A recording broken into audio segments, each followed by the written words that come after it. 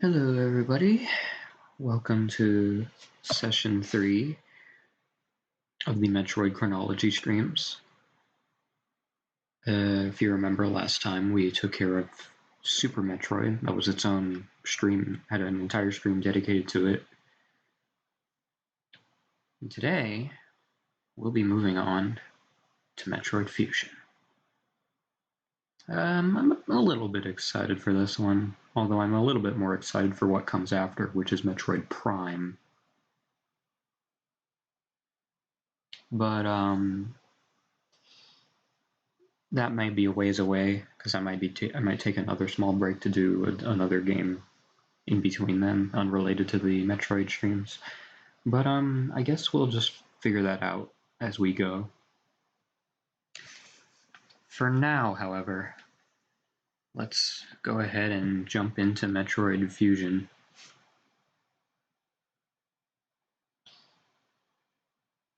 To do a little bit of setup, because yeah, that's incredibly small. I'm gonna have to make that maybe a little bit bigger.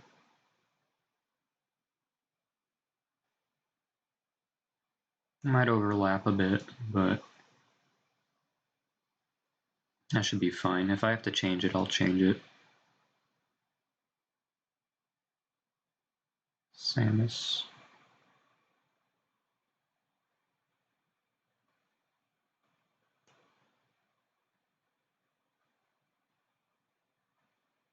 And put her above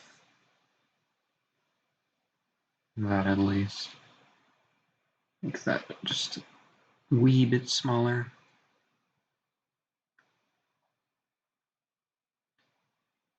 So hopefully that should be good. If not, we'll figure it out once we actually get it. But yeah, welcome to Metroid Fusion.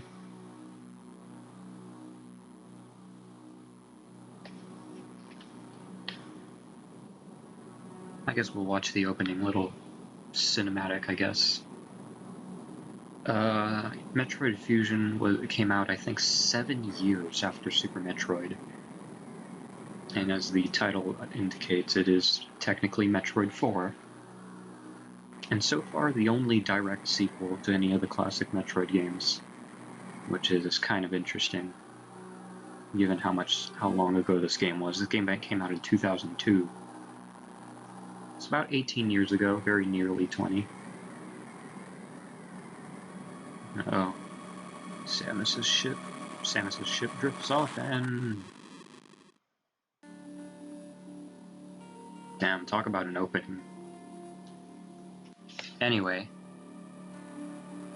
Yeah, this is Metroid Fusion. I did start a save file a while back. So... go ahead and erase that. Let's see if I can mess with some settings here. I guess we'll just have to deal with that. The game screen is a bit small on my end. But, you know, it's probably fine. Game might also be just a tad quiet, so we'll bump that up just a little bit. That also might be too loud.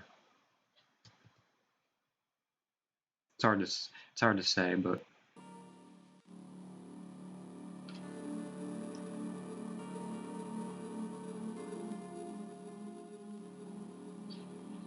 oh well. Okay, I'm gonna make sure my controller's working. So, I guess I gotta narrate. I'd been assigned to watch over a biologics research team, so I once again found myself on the surface of SR-388.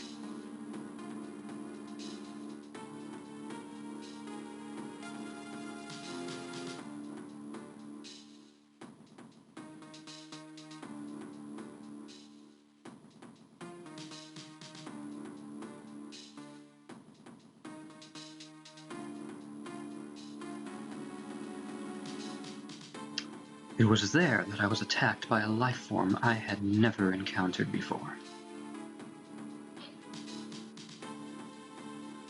It was only later that I learned the identity of my attacker, the parasitic organism we now know as X. Unaware of my condition, I was returning to the station when disaster struck. Once the X had infested my central nervous system, I lost consciousness and my ship drifted into an asteroid belt.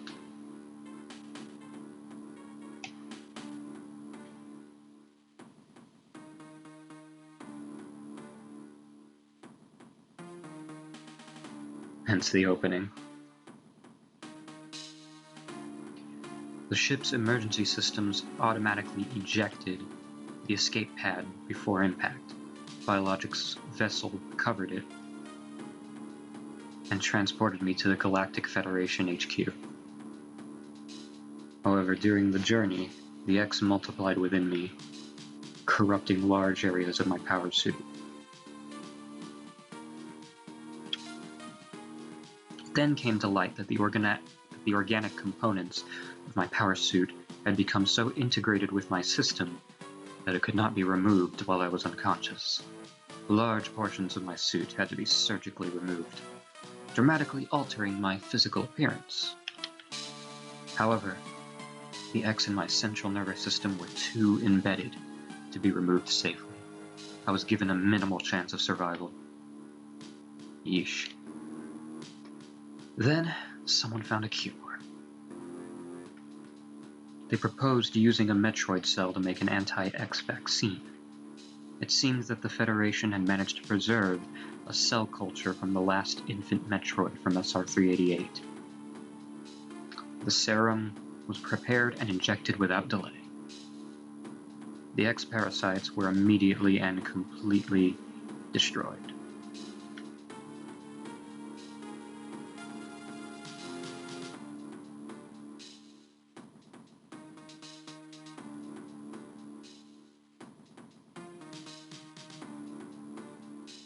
As for me, one life ended, yet I survived reborn as something different.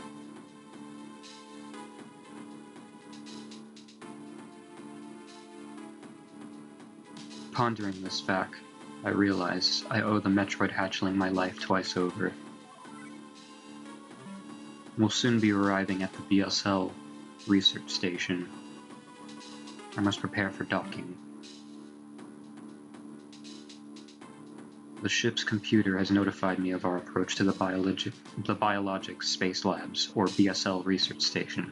During my surgery, the research team sent the last batch of the creatures we captured there, as well as the infected piece of my power suit. After regaining consciousness, I learned that an unexplained explosion rocked the station. For some reason, this awoke a nameless fear in my heart, and now I am being sent there to investigate. My mission on the BSL station will be overseen by my new ship's computer. Following the commands of this blunt, computerized CEO is something I have to bear, as it was a condition of my taking the ship. For someone who dislikes taking orders, this is the second time I found myself having to do so. It makes me recall my other commanding officer. I don't know why I just didn't say that. I guess I just read it as I saw it.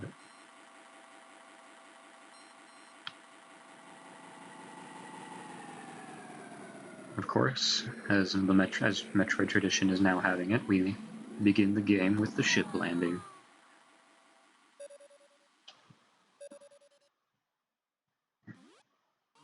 There's been an explosion in the quarantine bay.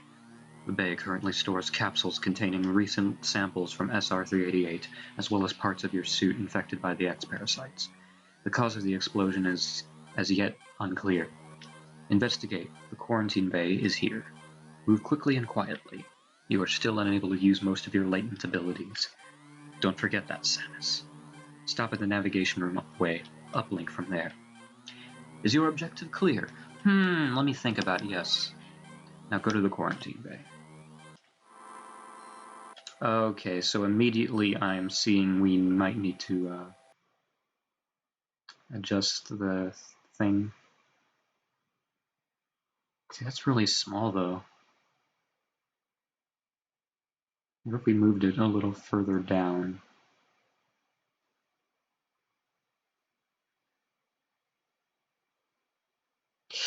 I mean, I suppose it doesn't matter. People don't really need to see the title.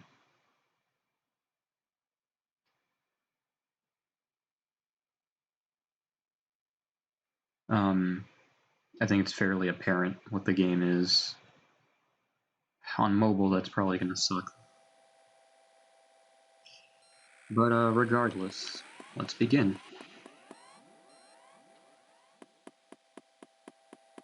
So let's go ahead and head to the quarantine bay, like our commanding officer instructed us to.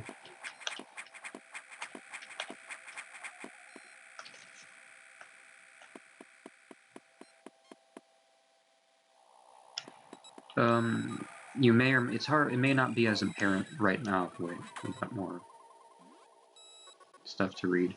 The quarantine bay is ahead. Biosigns are confirmed. Be careful. I don't know if I'm going to read all of those. I might let the text scroll a little slower so anyone who wants to read can. But yeah, that way I can talk about some other stuff, especially if I have to interact with chat later. So as we can see, that's the only thing that was in the quarantine base. Let's get on out of here.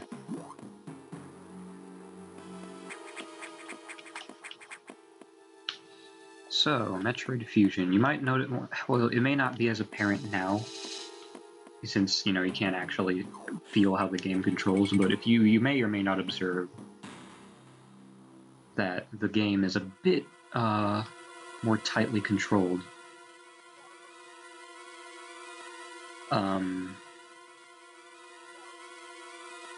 So, before the explosion, let me just read this. Before the explosion, a security sensor scanned one. The gelatinous X parasites invade and rapidly reproduce, killing the host creature. They also absorb DNA and use it to mimic the host. You were almost killed by an X infection. Only the Metroid vaccine saved your life. It seems Metroids were the main predators of the X. That's why the vaccine worked so quickly and so well. But it has also changed your cellular makeup. You will never be infected by X again. In fact, you can now absorb any free-floating X parasites without a host by merely touching them. This will allow you to replenish health and restore weapons. You may also restore latent abilities this way, so pursue free X parasites whenever you possibly can. This station is home to many species, some violent ones. We must keep the X out of the breeding environments at all costs. This is vital status. Good to know. I'm already detecting massive biosigns in this region. The X are gathering. This may be our chance to exterminate them, but you are only at 10% battle capacity. Your chance of survival is extremely low. Federation needs you alive and on duty, Samus. Is your objective clear? Yes. Now get going. I have released the lock on level 0 hatches. Look for the blinking hatches. Move this over so I don't have to look at two screens at the same time, because I have the OBS thing up. So sorry, I had to stop to read that because I realized I was getting very confused trying to talk and read at the same time. So I guess I'll have to read those. So yeah, the game controls a lot more tightly than Super Metroid. Super Metroid is very much a floatier game. We have to do another one. I have received news from HQ. They can support you with downloadable weapons data. Once you have this data, you'll be able to use missiles. This will help against some enemies, but your beam can't hurt. Your beam can't hurt. Head to the data room for the download. The data room is here. With missiles, your chance of survival climbs to 20%. I like those odds. So yeah, essentially we have, oh god. The computer reminds me of the Gruff Federation commanding officer I served under named Adam Malkovich. He called me lady on missions. From anyone else it would have sounded sarcastic, but Adam made it sound dignified. Out of respect and with some irony, I named the computer after him. Oh, Adam Malkovich. What a character. Who we probably won't be seeing in this chronology stream since I won't be playing Other M, since I simply don't have it, and I wouldn't be able to stream it even if I did. No, I didn't mean to... Thank you. Yes, it's right in front of me, I know. Anyways. So, I guess here's another thing. This is how you get items in this game. You actually download them from little stations around this facility, which is kind of interesting. Ultimately, this game's a lot more linear as well. Electrical interference has knocked out the elevators on the main deck. This may be related to the X. I'll work on it. As for you, try to find another way to the target. It's located here. I'm reading huge bio signs, so I hope your missiles work.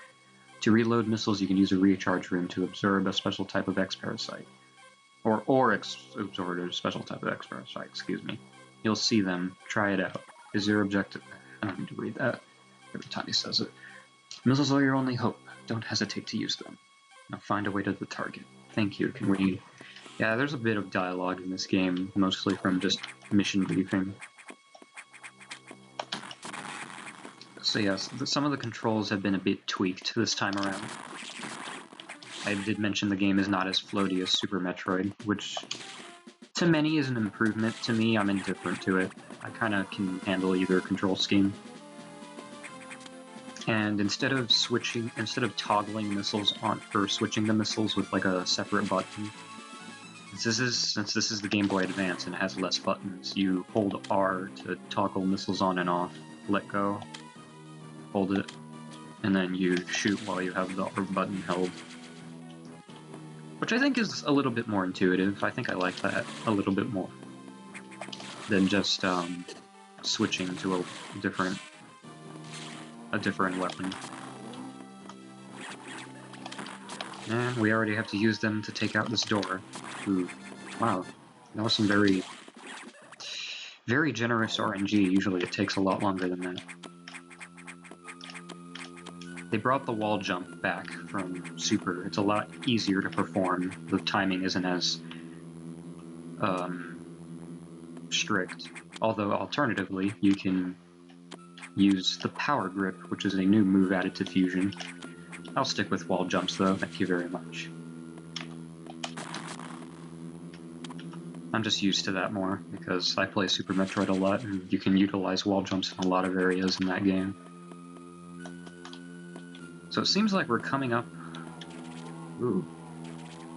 Now what could that be? An X-parasite?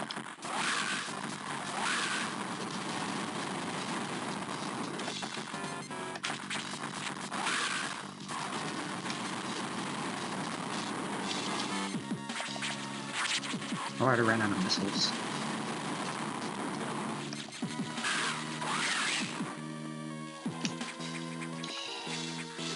Yeah, the boss music is a bit loud. I guess that's one complaint I have with the sound design of this game. Sometimes the volume fluctuates a bit, kind of like in Super Metroid, but it's a lot more noticeable here. Can you please drop a green parasite so I can get missiles back? Guess I have to grab these first. There's one. Okay. And we achieved the Morphball ability from that. So it may or may not be immediately apparent, but that was actually a boss from Metroid, well, not a boss, but an enemy from Metroid 2 that we encountered in Session 1, called Arachnus. He's a lot more detailed in this game than he was in Metroid 2 for obvious reasons, but yeah, well, it wasn't actually Arachnus. See, that's the whole thing about the X-parasites. They basically mimic the behavior and appearance of anything that they prey on, essentially. Any of the hosts, I guess, that they attach to. See, that's pretty dangerous. Samus, it's as I feared. The breathing environments have been invaded by X-parasites. Sector 1 shows several abnormalities on our biosensors. Sector 1 is a simulation of the SR-388 ecosystem. To get there, take the main elevator to access the shaft and use elevator 1. Is your objective clear? I'd say it is. Let's go ahead and take care of that. Guess the X-Parasites were linked to some sort of explosion. That's not the right way. So, yeah. Let's go take care of that. Otherwise, we're going to be in some deep shit, I imagine. Because any game that deals with some sort of infection, virus, or parasite usually doesn't end well. Gets pretty ugly fast. Speaking of getting very ugly fast. Oh shit.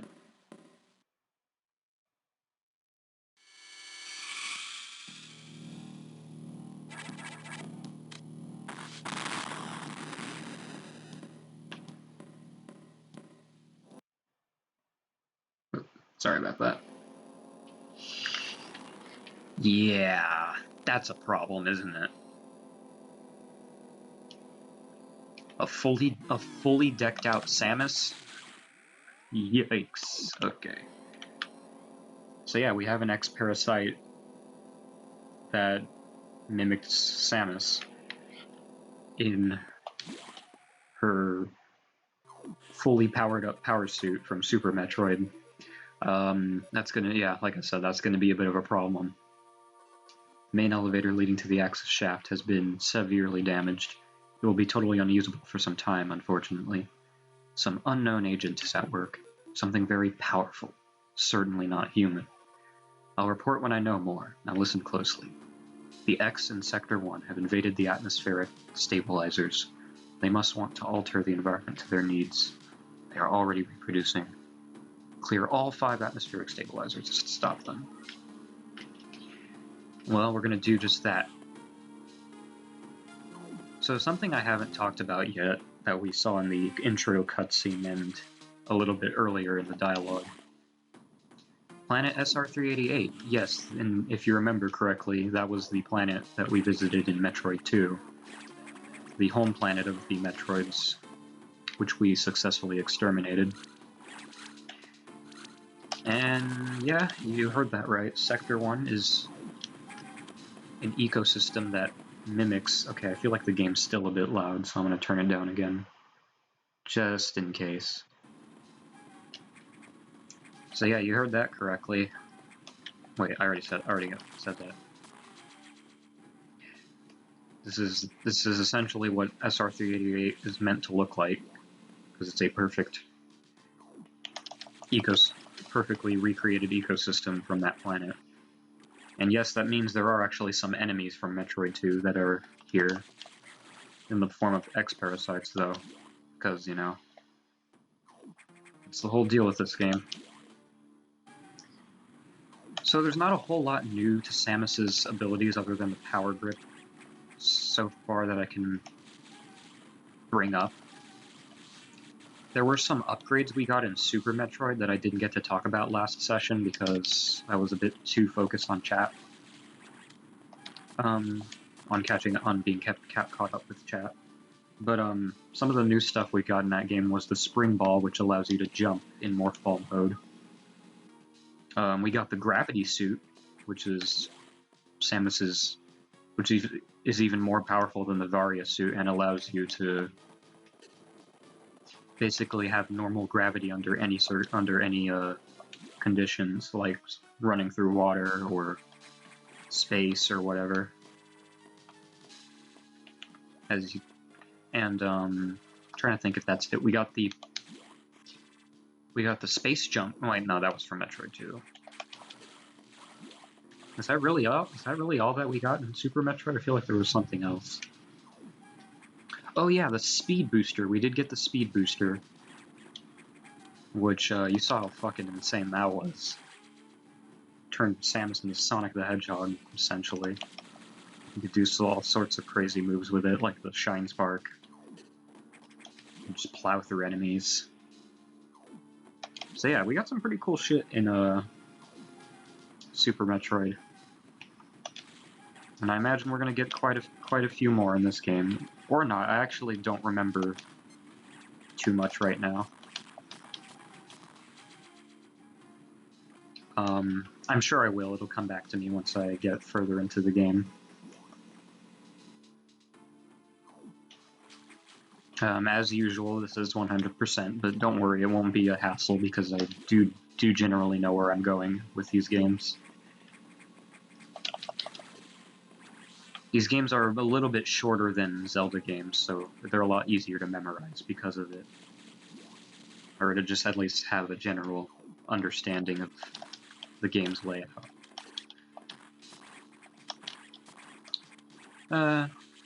Missiles is usually the easiest way to take care of these space pirates, at least for now. Another thing you might notice about Samus is that the fusion suit, which is what we're wearing right now, is a lot less powerful than her normal power suit. So we are a lot weaker. You can get killed very quickly in this game if you're not careful. Yeah, don't go running around all willy-nilly, or you'll easily get your ass handed to you like nobody's business. So yeah, we're going to be pretty careful. A little bit more careful than I would be in Super Metroid. Which also means I'm going to be saving a lot more frequently. Because I'm not going to risk that. I'm not going to risk looking like a chimp. Because I didn't save my progress. Oh wait, attack. To bait him. Yeah, I can't think of too much else that we found in the last game. Oh. That's not a Chozo statue. It's another X-Parasite. Or I think these things are called Core X's, I believe, or the spherical things. This one's attacking us directly.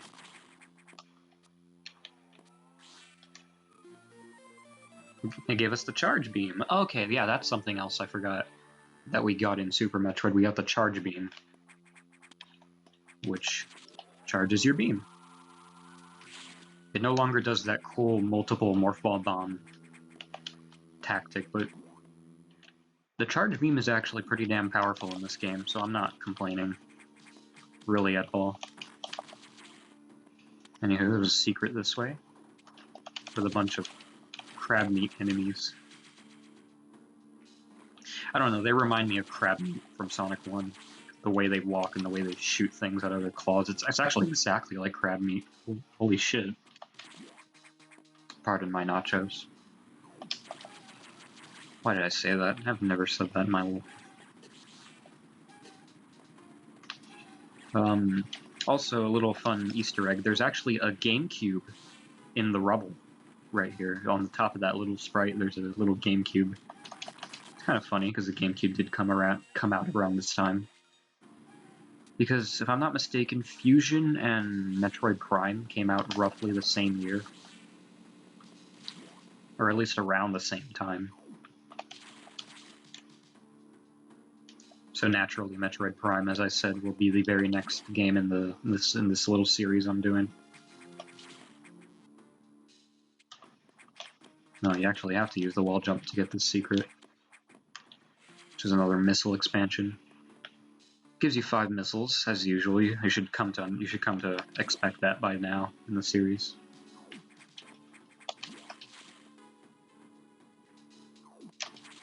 I hope the chat thing's working. I feel like one of these days I'm gonna accidentally turn off chat and it's gonna be like, oh, I can't see anything. But I think it should be good. I don't know why I'm worried about it. Let's drop down this way.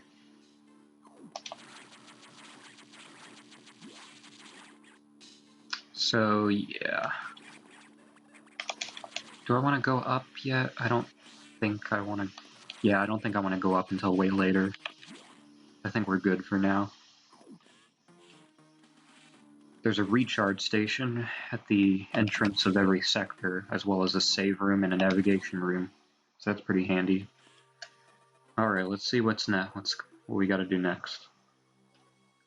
Many X-Parasites have already made it to the other sectors. In particular, Sector 2, the tropical habitat, shows abnormalities.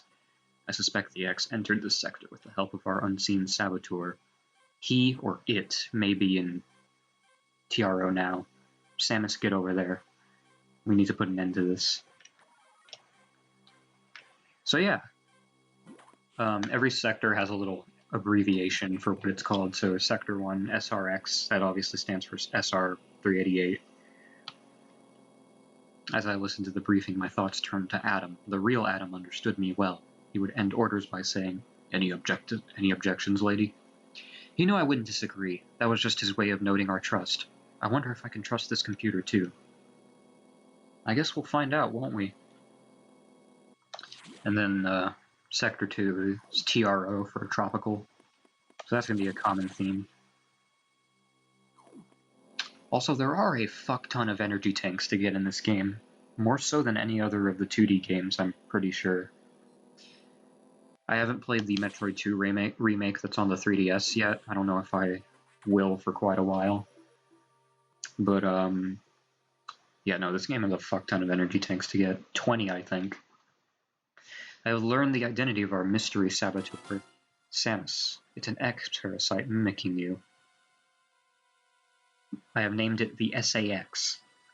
I believe the SAX came from the capsule containing your infected suit parts. It used a power bomb to escape the quarantine bay. That explosion breached the capsules containing all the X that started this disaster. But the SAX is definitely our biggest worry right now. The SAX is mimicking you at full power. You can't face it. If you see the SAX, just run. Don't even think about fighting. You're still very vulnerable to cold, an unexpected side effect of the Metroid vaccine. Like Metroids, you can be frozen by an ice beam. Of course, the SAX is armed with the ice beam. Stay away. If you see it, just run. HQ says they have the bomb data ready for you. Bombs will help you find a way out if the SAX traps you. The data room is here, but it's sealed by a level 1 hatch. You'll have to find the security room and release the level 1 locks. It's not marked on the map, of course, for safety. Alright, seems simple enough. Oh yeah, that's something I completely glossed over in the intro. Samus got injected with Metroid DNA to cure her of the X virus, or whatever it was, the infection. Which means, yes, Samus is technically part Metroid now. Imagine that. She has all the weaknesses that a real Metroid would have, such as being vulnerable to cold environments. Which is actually a pretty interesting, turnaround, an interesting revelation, or I don't know if revelation is the right word, but you know what I mean. An interesting development, I guess. So yeah, the baby Metroid from Metroid 2 is still relevant to the story. And as you remember from Super Metroid last time, the baby Metroid did die. Mother Brain did kill it. Rest in peace. But it's good to know the baby Metroid's death was not in vain. So yeah, this opens all level 1 locks, which are basically all the blue doors in this game. Which was a bit weird for me to get used to when I first played this, because literally in every other Metroid game, the blue doors are the ones you can just shoot open. But no, apparently the blue ones are locked until you turn off the security locks. Which is interesting. Yeah, you're going to see a lot of that with the doors being a little bit working a little differently in this game, which is fine. It's honestly fine.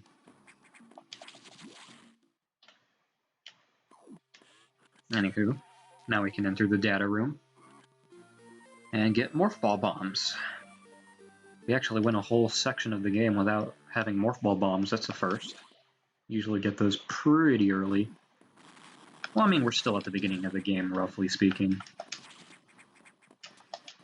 And I see a spot where we can morph ball bomb right away. One of my other complaints with this game, though, the morph ball bombs take an absurdly long amount of time to explode compared to Super Metroid. I don't know if it's as long as Metroid 2, but it certainly feels pretty long. So I'm not the biggest fan of that. I usually forget about it by the time I get used to the game. It's usually something I only notice at the start, because I usually play this game like right after Super Metroid.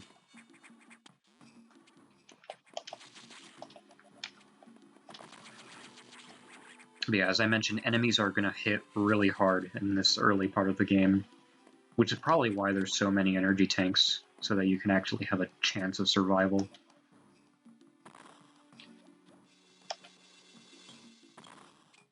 If there's one thing I will compliment Fusion, I know I said a little bit earlier that I had a complaint about the sound design, but on the other hand, the sound design also has some pretty nice sound effects. There's some pretty crunchy explosion sounds and bomb noises. It's all pretty cool.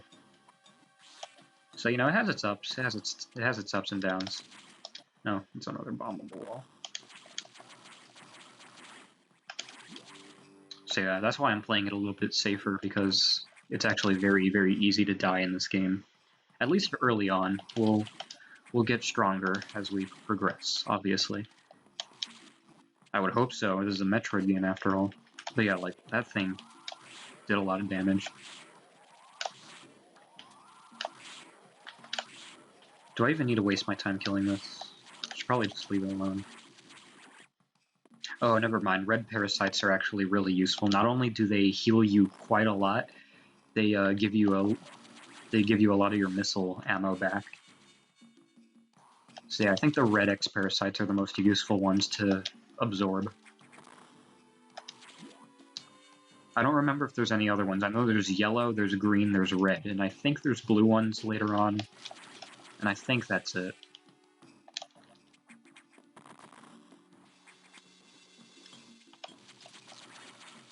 I guess we'll find out, though. I'm not as big an expert on Metroid Fusion as I am with Super, but I still know the game pretty well. I mean, I guess I have to if I'm doing 100%, don't I?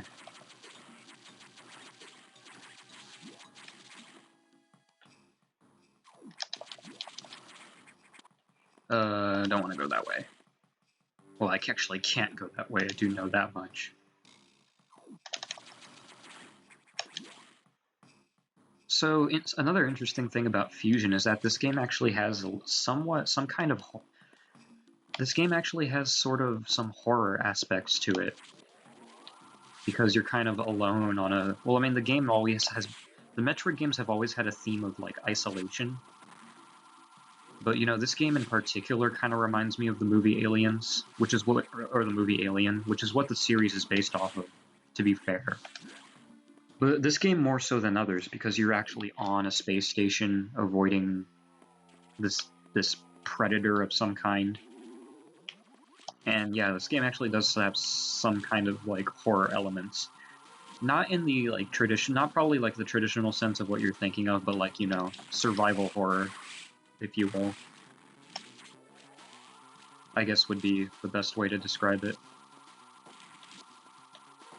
So this thing is an interesting design. This thing's jumping has a pretty high jump. I wonder what we'll be picking up from this boss. Yeah, just pump the inside of it with missiles. It's essentially how you deal with it. If you let it latch onto you when it drops down, you have to bomb to get out of it. This thing looks like Celia from Monsters Inc. The lady with snake hair, the Medusa girl, if you will. That X-Parasite looks like Spider-Man, with the color scheme there.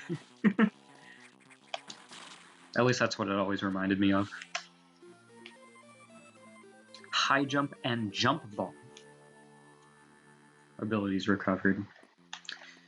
So unlike Super Metroid, this game actually does something interesting, and it combines the high jump boots with the spring ball. The spring ball allowing you to jump in morph ball mode, and the high jump boots increasing your jump height. So that's pretty nifty. It's pretty convenient. So yeah, I actually really like that detail about the boss fights. The boss fights actually use the ability of whatever upgrade they give you. So Arachnus was rolling around So he gave us the morph ball. Uh-oh.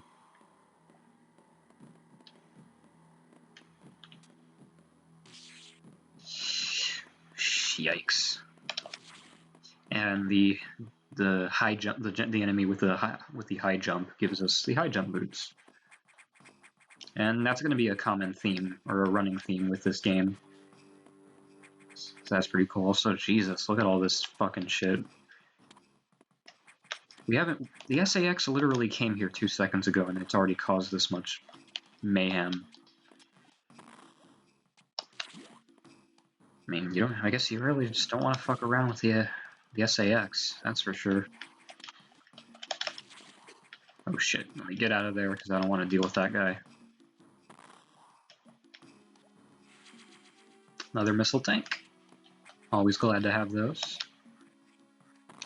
That's weird. You actually can't get out this way, even though it's very clear. Oh. I guess you can. That's weird, because usually I get here, I grab the missile, and then it usually doesn't let me bomb through. Oh, that's weird. I could have sworn. Maybe it's because I already found the exit. I don't know. Whatever, it doesn't matter. It's a minor detail. No need to worry about it. Anywho, now that we have the morph ball bombs, we can actually access, I think, something right here. Yeah. Some of the secrets in this game are a little bit more bullshit than Super Metroid, especially since you don't have the X-ray scope this time around. Spoilers, that's another item we got last game, which basically allowed you to see hidden walls and stuff, hidden passageways. But now this time around you gotta find everything yourself, and there's a couple of bullshit stuff, but it's usually only like missiles that are behind them. So again, not too bad unless you really want to get everything. Which at that point I would just look up a guide. I wouldn't even bother. Because I don't imagine too many people have the patience for that kind of thing. Samus, we've got trouble. Releasing the security lock may have been a bad idea. The SAX has invaded the water environment in Sector 4 with several thousand X. Oh god. With the blue hatches active, the SAX slipped in easily. The creature and systems in Sector 4 are already showing multiple irregularities. I'm currently investigating. Well, let's head to Sector 4 then. Yeah, we're not going to all of these sectors in numerical order. I guess that would be too obvious.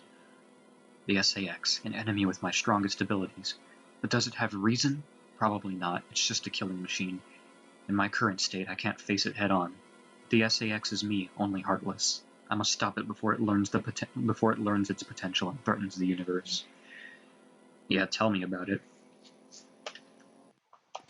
I don't remember if this is explained later on in the game, but essentially the whole deal with the X-Parasites is that they were on SR-388, as we saw, and essentially after Samus murdered exterminated the Metroids, the X-Parasites were able to breed freely because Metroids are actually the natural predator to the X-Parasites. But now that they're gone, tough shit. Sector has taken more damage than expected. I knew the X were powerful, but still, this seems to be purposeful. We certainly can't rule out the possibility that the SAX has a high degree of intelligence. I find the X fascinating, especially this SAX. But I digress. This sector is home to a very large creature that the researchers called Ceres. It is capable of moving and attacking at ultra-high speed. The more senseless and widespread destruction here may be attributable to Ceres. No doubt SAX has released it, but I can't be sure why yet. Ceres has returned often to the breeding tank here. Its natural behavior must be to go back to it periodically. It's a valuable specimen, but you've been authorized to neutralize it, or terminate it if you have to. If you don't, it may invade other sectors. And apparently this area has electrified water, so we'll probably have to deal with that along the way. Alright, well, let's go ahead and take care of that. I'm a bit more worried about missing items in this game compared to Super, but I'm gonna try not to stress about it too much. I'm gonna try to focus and actually just take it nice and slow.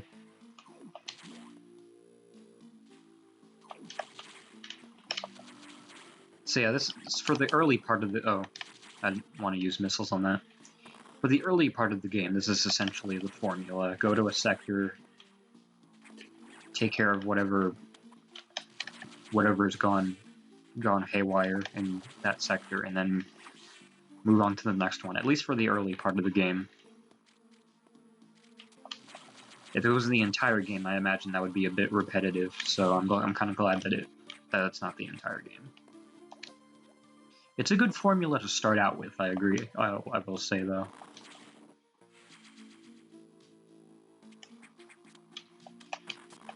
On the other hand, even though some of the secrets are bullshit, the map system has been greatly improved. It's a bit smaller this time around, but I mean, as always, you can go to the pause menu and look at it. You can see what items you have pressing R, as well as what gate locks you've opened. And there's little circles on the map to tell you whether you've collected an item or not. See, it's a hollow circle, but once we grab the item, it'll be a dot, which is a great improvement over Super Metroid. I very much appreciate that. Ultimately, I still enjoy Super Metroid more as a game, but I think this game is fun to come back to every once in a while. I kind of forgot how fun this game can be. Probably because it does feel a bit tedious at times. But I mean, I think that's just because there was a portion of time where I played this game a lot just so I could kind of have some of the areas stick in my head and remember it a lot better whenever I decide to come back to it. I also haven't done a practice run of this game either, so that's another reason why I'm a bit worried about missing some stuff. But I think if I just take it slow, we'll be fine. Oh, by the way, since you hold R to toggle missiles on, the angle button, in order to angle your shots up or down, you actually hold L for both up and down. Holding L moves your cannon up automatically, and then you just tap down to switch it to down mode. Or just to angle down, so you can... It's a bit weird to get used to if you played Super Metroid. I definitely struggle with the muscle memory. But I think ultimately it works, given the amount of limited buttons they had on the Game Boy Advance compared to the Super Nintendo. So I think it works for what it is, although if I had the option, I would definitely take Super Metroid's R and L aiming. Speaking of bullshit secrets, yeah, there's just invisible holes now in the wall. That doesn't happen very often at all, but it's still stupid because, I mean, if it's an invisible hole, you can't shoot it to know that there's something there. You can't bomb it. You can't even power bomb it. You just have to assume there's something there, or stumble into it, which is, I'm convinced, the only way you're supposed to be able to even know that that's there. But I mean, it's just a missile, so if you miss it, it's not something to lose hair over.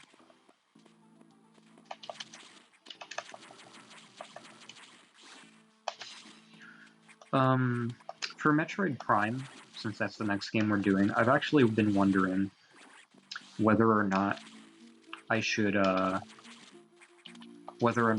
a poll for that. On whether or not I should play Metroid Prime with the regular power suit or with the fusion suit, because the fusion suit is in Metroid Prime as an unlockable after you beat the game and do some other weird stuff. I get the feeling I should probably play it with the normal suit, but I definitely would like to show the fusion suit off, so I'm wondering how I might get about doing that. So maybe I'll have a poll for my followers to see what they want to see, what they want out of that. It's just a thought. It's not a big deal. Oh shit.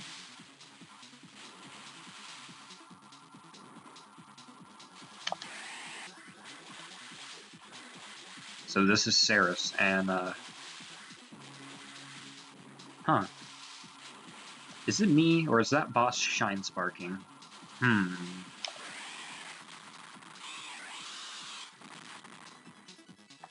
Also, I got the quick kill. That's kind of nice. Oh shit! Don't want to be in water because it still hinders our movement. That hasn't changed between games. Okay, he's gonna keep me down here, so I guess we just gotta dispose of him down here. That's fine. I can handle that.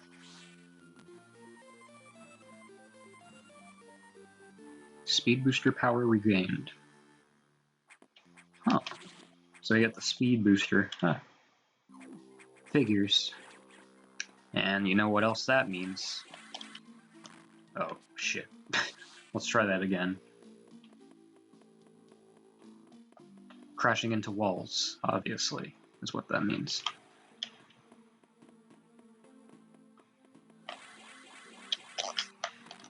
Okay, fuck it.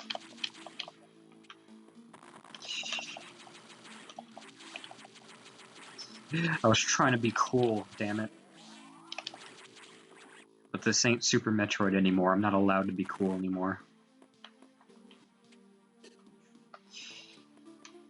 I believe that's a save room.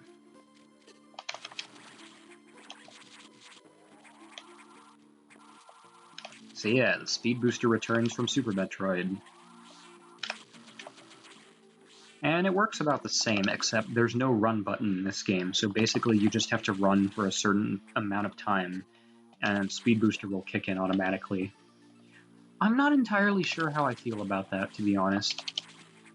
This game is designed pretty well around it, so there aren't really any moments where it becomes an issue, where you're like, oh, I didn't actually want a speed boost. But, unpopular opinion, I actually kind of prefer the run button. I feel like it gives me a greater sense of control with what I want to do with Samus's moveset. But I do understand why people didn't like it. It was a bit unruly to control, given that you also needed to focus on jumping and shooting with other buttons and such, and it was just a bit awkward. So I don't mind the change for other people. But personally, I prefer the run button, if I had to choose. Anyway, we lowered the water level, so that the water doesn't electrocute us anymore.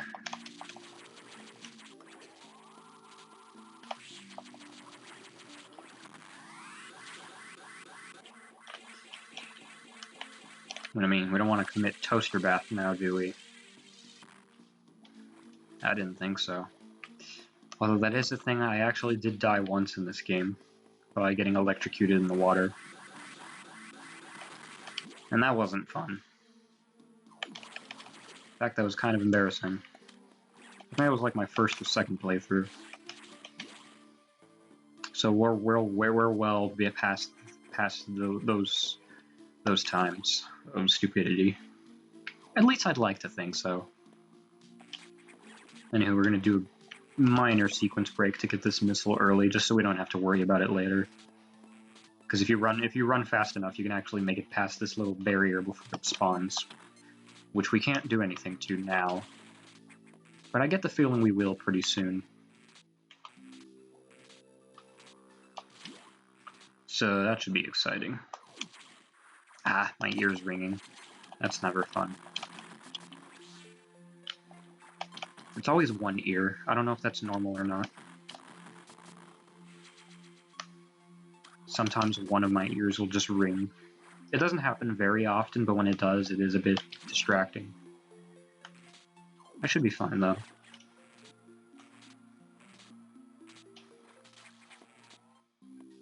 Anyways. Yeah, it's not... You can't really sequence break in this game. Metroid Fusion is probably the most linear of the 2D games. In fact, it definitely is. So yeah, the game's kind of locked down pat with the progression you're supposed to take. Any sequence breaks you can do are just purely minor for like a missile upgrade or something, and even then they're very few and far between. I didn't read all of that, but the gist of it is there's something going on in Sector 3, and we gotta see what's going on there. PYR stands for Pyro, so Sector 3 is the heated, basically the desert / lava heat area ecosystem. So yeah, we just came out of the water area, now we're going to the heated area. It's funny how that works. Do we get another elevator cutscene? No. I was getting a bit tired of those. I know there's more to come, but I just needed a break.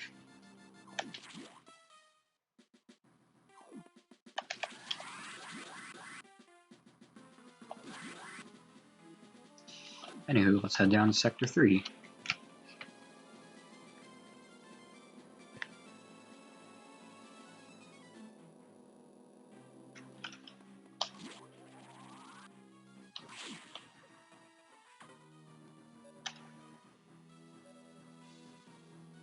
I also appreciate that you do start out with the map this time around. Thankfully, the X have not invaded this area yet. The data room here is sealed.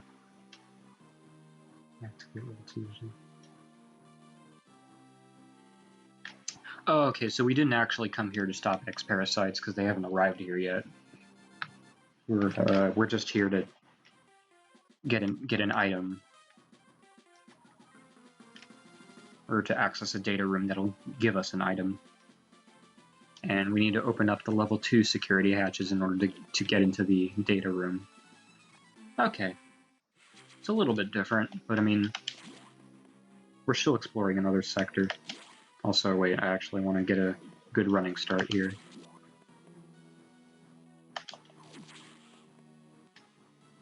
We have 100 missiles, that seems about right for where we are. Okay, that didn't take me all the way for some reason. That was weird. The speed booster is a bit more involved this time around for solving puzzles. And this game is a lot more puzzle oriented than Super Metroid was. Like, it very much feels like a Zelda game in that way, where you're kind of solving rooms, solving puzzles. At least that's the way I feel about it. Okay, that's what I wanted to show off. The Shine Spark is back. I think I did it earlier and I didn't talk about it, but yeah. It's a bit easier to perform this time around, but I mean, ultimately it still might trip some people up. Thankfully, I don't think it's required, because I think you can just jump into there. At least the sideways one isn't required.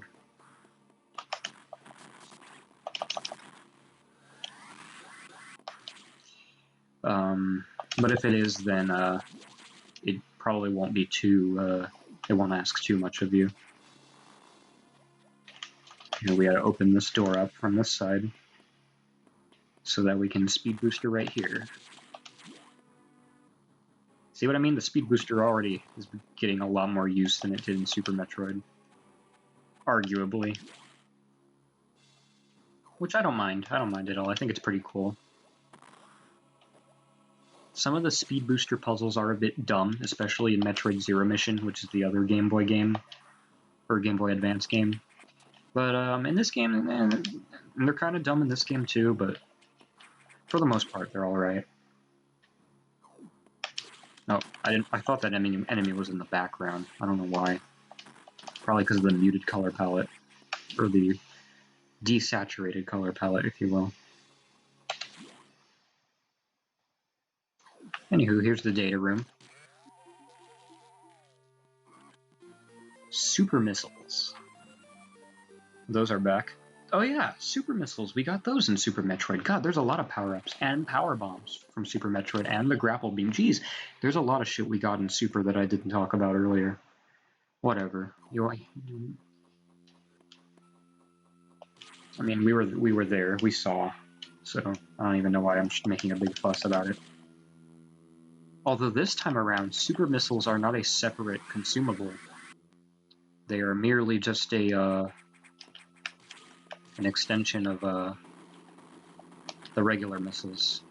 So now the regular missiles are just as powerful as super missiles, which is nice. That's a nice change, having them be the same item, essentially. I don't think having super missiles as a separate item was something I complained about, or something that I thought needed to be changed. But I mean, for this game, it's totally cool. At least, I mean, that only means we don't have to worry about super missile expansions, just missile expansions. Which I'm cool with that. Anywho, I think we just heard an explosion, so let's see what that's all about. Or saw one. Ooh. GUN robot? No.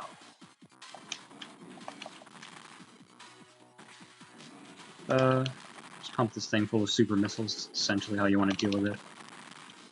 Its weak point is in the center, so you have to kind of shoot it from overhead. And all the while it's dropping these little fireball things. It's being a lot more unforgiving than normal is. Usually I can kill this guy pretty quickly, but he's being a bit fussy right now. So we're gonna have to adapt. Oh, no matter. He's down for the count either way. Unfortunately, he did just escape, so that's a problem that we're gonna have to deal with later, I'm sure. No, fuck. Yeah, it's an annoying thing when an enemy stops you from building up your speed booster.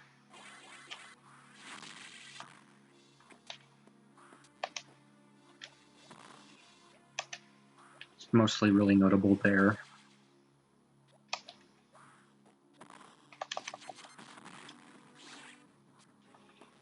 Morph ball bomb? Yeah, okay. So I remember this game a lot better than I thought I did.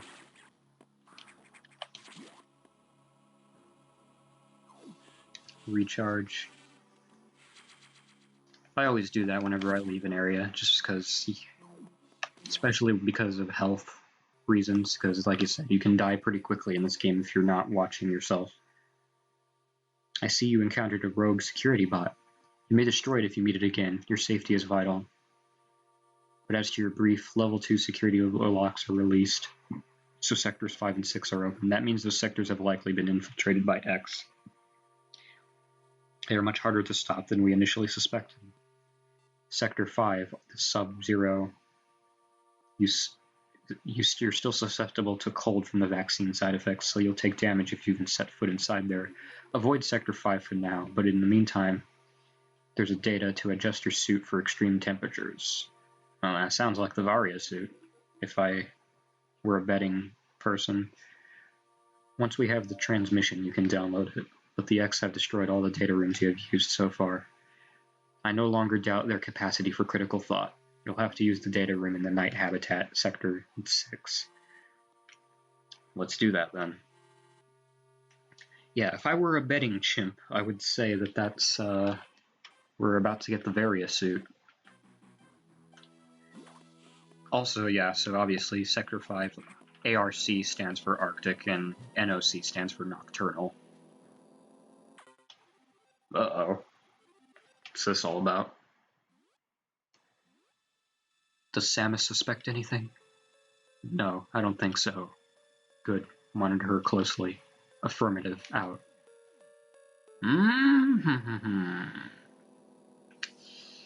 I see some shenanigans are going on.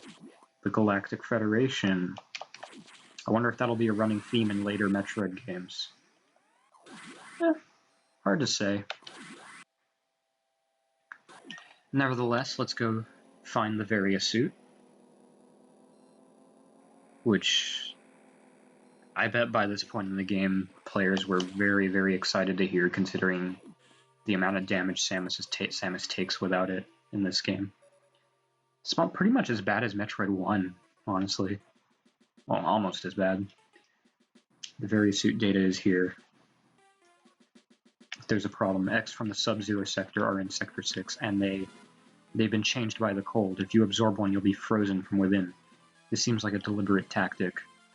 Once you download the Variosuit modification, you'll be out of danger. Just be careful till then. Use your beam to stun them. Okay, so yeah, we do have to brave the cold for a little bit, it seems.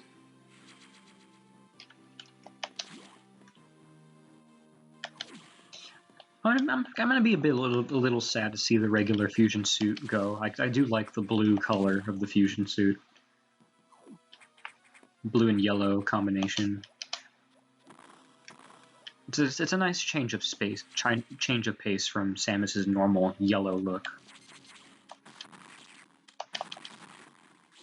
Yeah, so super missiles take care of those little barrier things. No, gotta be strategic with my morph ball bombs right there.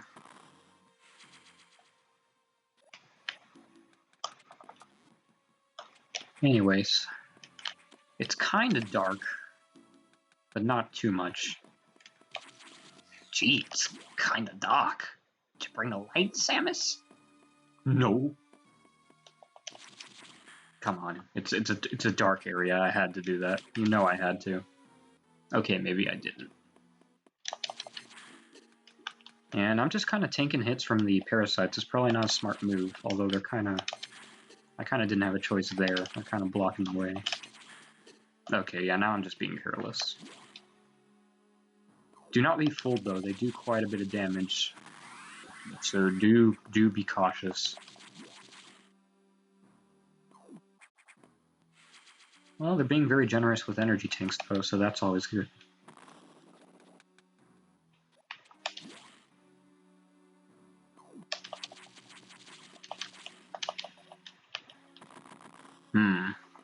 That's a power bomb symbol if I didn't know any better.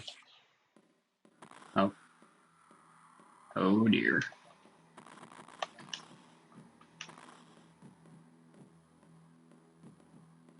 God, the music. I never really paid attention to the ambience here. Fuck out of dodge from that. It can't insta-kill you, but the power bomb does do damage.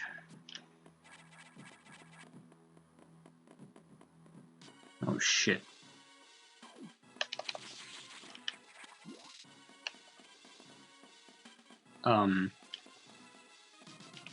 You good?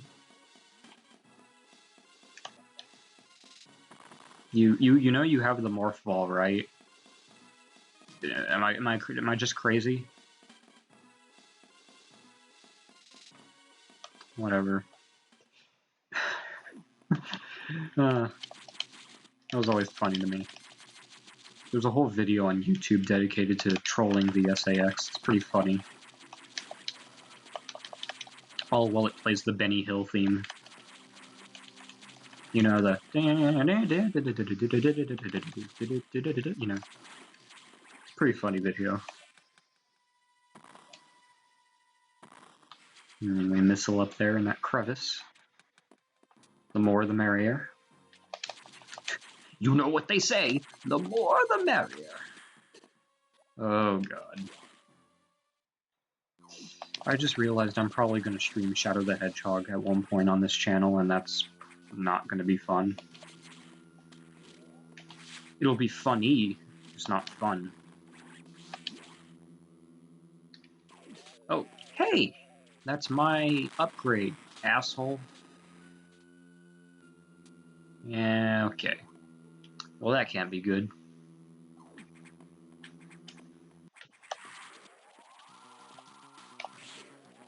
Jesus.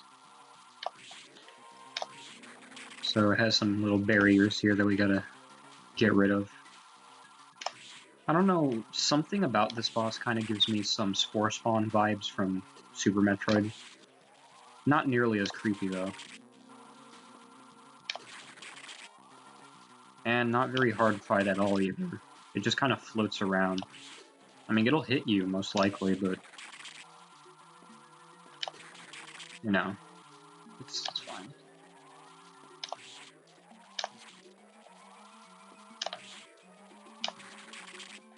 And there it goes. Get fucked.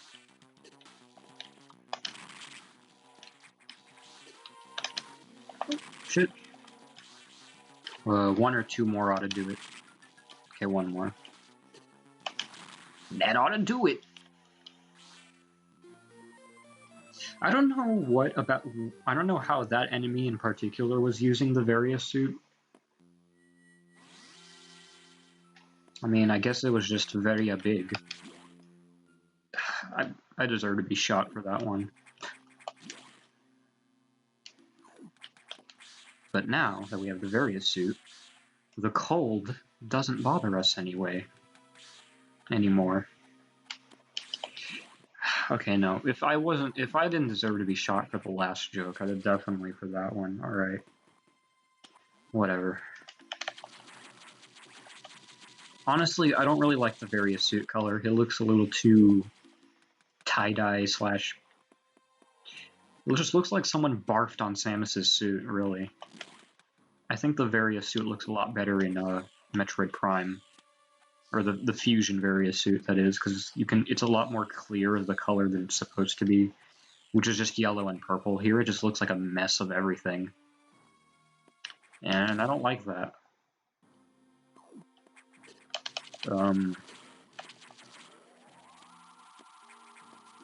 So yeah. Oh yeah, new to this game, you can go into a spin jump from midair. It has its applications. Pretty neat. Anywho, wall jump our way up here. Just because it saves time. And like I said, the wall jump is a bit easier to perform. At least maybe it feels that way. It might just be in my head. I've never heard anyone complain about wall jumping in this game, though. Although, to be fair, I'm one of those people who doesn't think that the Super Metroid wall jumping is even that hard. It's hard, like, yeah, when you first play the game, it's gonna take a long time to learn it, but once you do, it's like riding a bike, you never forget. It's just nature. It just comes naturally.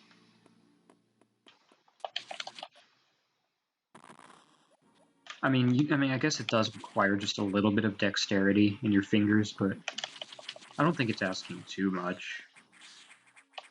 There are games with way more complicated moves as well.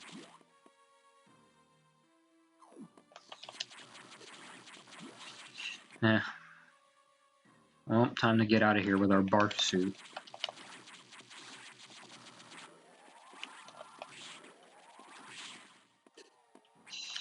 I don't think this game has too many like secret moves like Super Metroid has, like, you know, the multi-bomb thing and the charge beam combos. It doesn't have any of that, but honestly, that wasn't really something that really changed a whole lot about Super. It was a neat like little Easter egg, but it didn't really help much in the long run. I'm sure there's some application for the charge beam combos that I don't know about, but I don't know.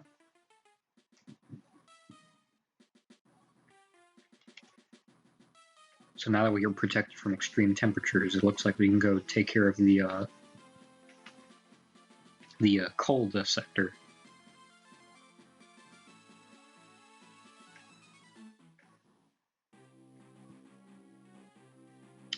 As for restoring the ice beam functionality, your current cellular makeup would reject that addition. Therefore, HQ has developed an ice missile upgrade. This will add a freezing effect to your missiles. It will help. Go to Sector 5 with the download. Yeah, since Samus has Metroid DNA, she's weak to cold, so we can't have the ice beam. I guess it's a little bit too close for comfort. But ice missiles, on the other hand, that'll work. Another interesting change to this game that I definitely didn't see coming, but again, it's pretty nice, pretty nifty.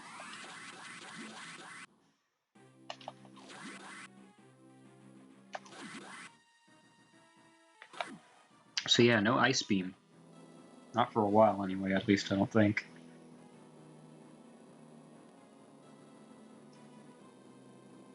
So I think this is the last sector in the game. This isn't the last part of the game, obviously, because we've kind of only just begun, it feels. Well, not more. I mean, we're like almost halfway through the game, I would say. A little bit under halfway. Which sounds about right. But, yeah, this is the last of the 6 sectors that we've visited. So obviously from here on out is where the game will kind of change course a little bit. Not too much, just a little bit. You know, let's shoot that area out of the way.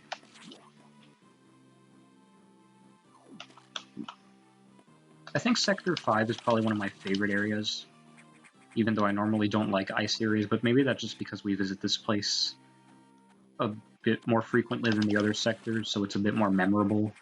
And also you get a lot of really useful stuff from this area alone. So maybe that has something to do with it.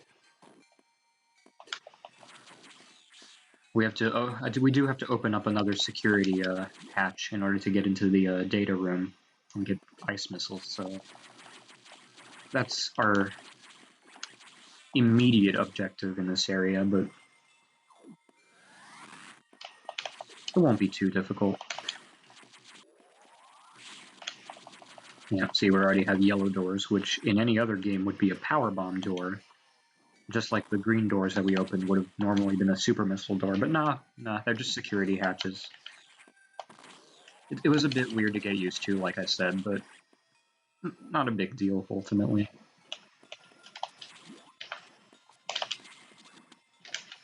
Drop down here. I believe I might be jumping the gun. I might be jumping the gun, but I'm not sure. Actually, no, I think we're on the right track. Because I think you do have to come this way. And just like that, we already opened up the security room. That was a lot faster than I remember it being.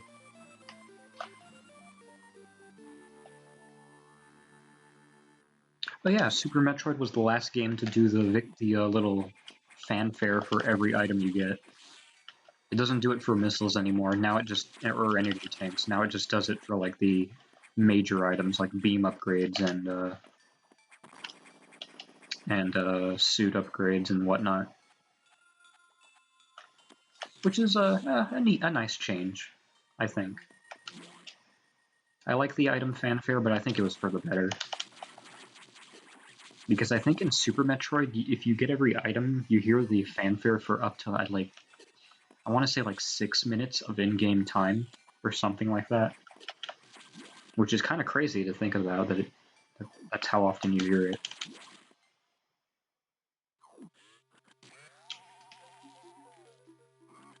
Anywho, we have achieved the ice, or we have downloaded the ice missiles.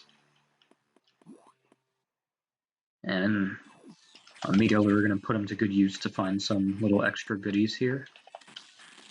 Freeze that enemy. Get over here.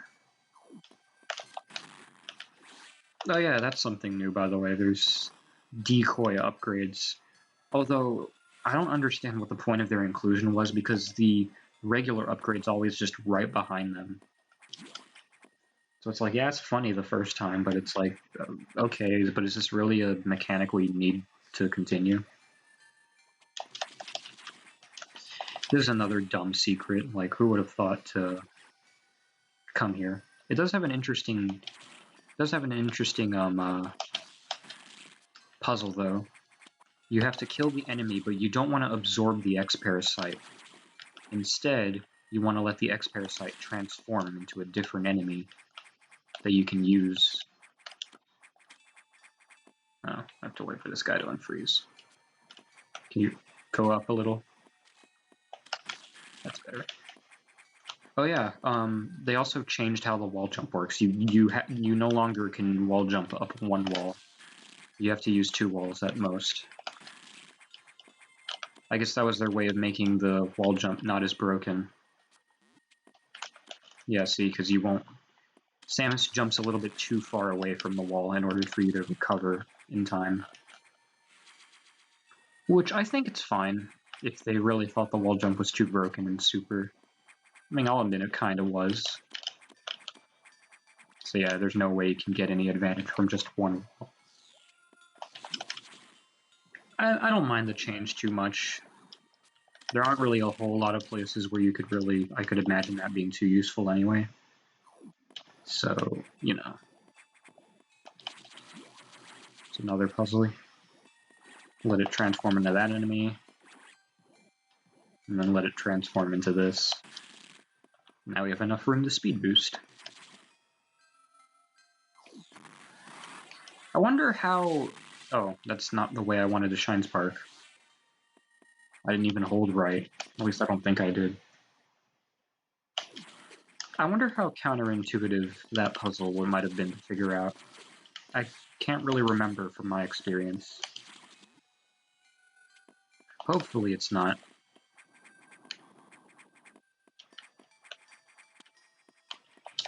Red doors are the final security hatch, by the way, so we won't be opening those for a while. Which is crazy, because red doors are like the second thing you open in most Metroid games, because those are the missile doors. But this ain't your average Metroid game, I guess. I mean, actually, it kind of is. Metroid Prime isn't your average Metroid game. It's a little bit more applicable. It's a big enemy. Do I Morph Bomb this? Oh, yeah. Here we go.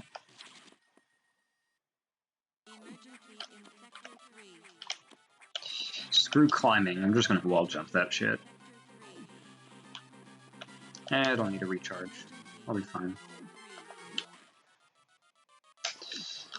Shut up. Don't say anything. Emergency in Sector 3. It seems the main boiler's cooling unit is malfunctioning. This could destroy the entire research station, as it would likely trigger the auto-destruct explosives. Why is that a thing you have on your ship? We have about 6 minutes. Ooh. So, the X-Parasite's planning to blow us up. So this is new. The countdown sequence is in the middle of the game, instead of at the beginning.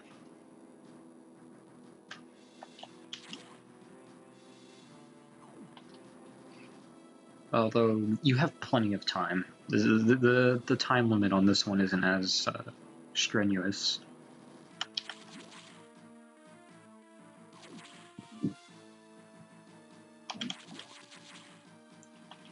Let's make a run for it.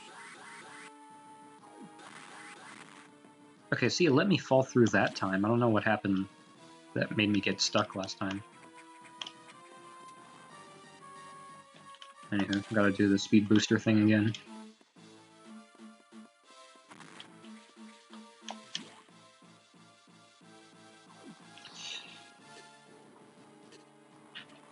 I turned the game down just to make sure I could be heard, but now I wonder if the game's too quiet.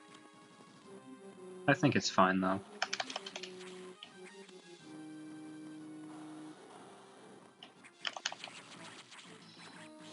Get fucked.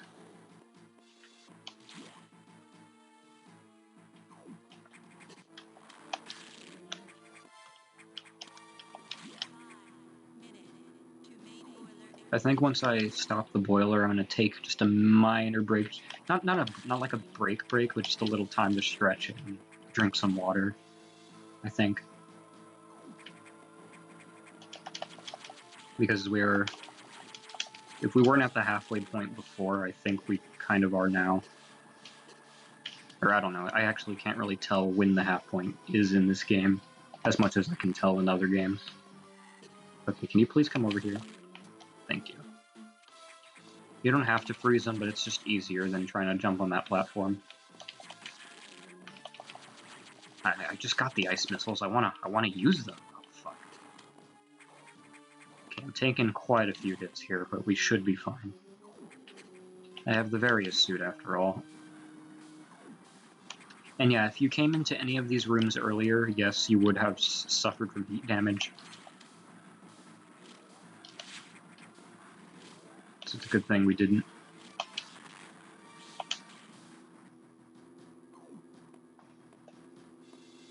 No, it's just a fat guy.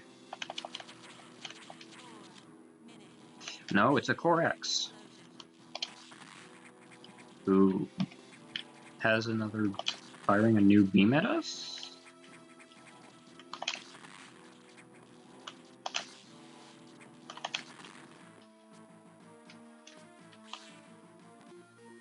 Wide beam. You may think that's a new ability, but in reality it basically has the same function as the Spazer from Super Metroid and Metroid 2. But I mean, I guess it's kind of different. Yeah, it's essentially the Spazer. I like how he got the wide beam from the Wide Man.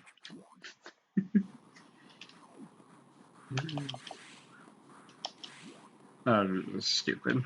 Sorry.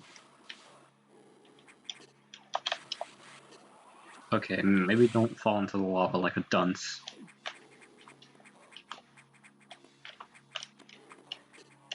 Sorry. It's a minor inconvenience, but we were able to stabilize the boiler. So that's good. I forget what happens after this, though, to be quite honest.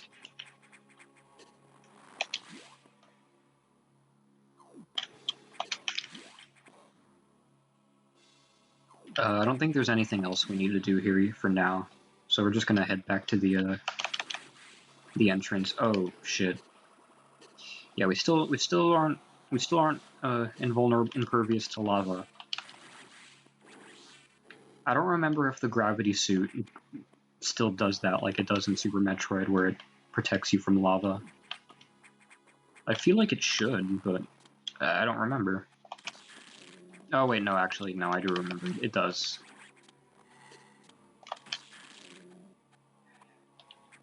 We're gonna go up a little bit further.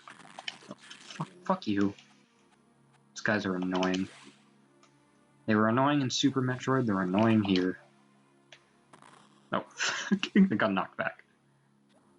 It was kind of funny.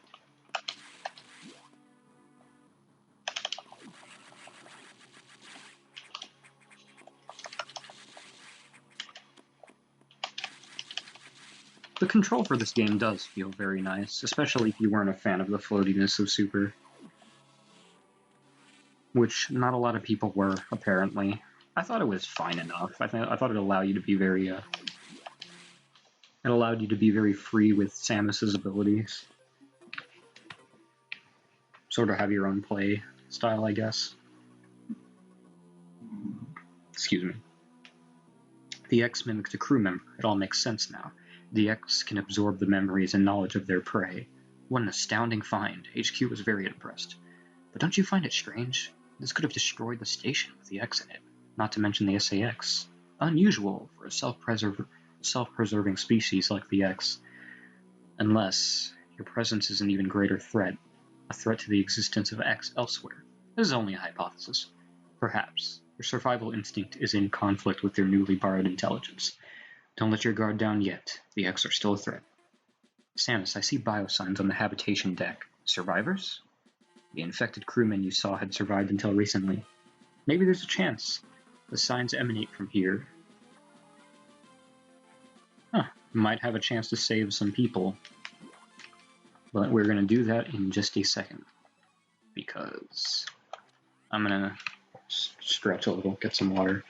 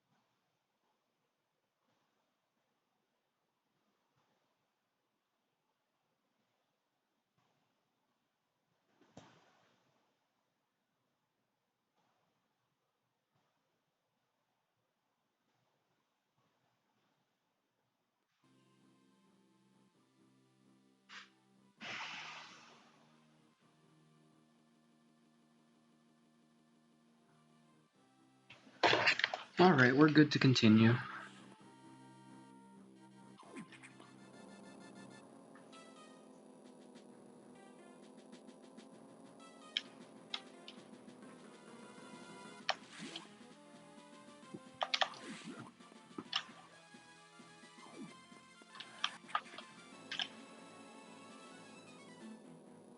Oh, man.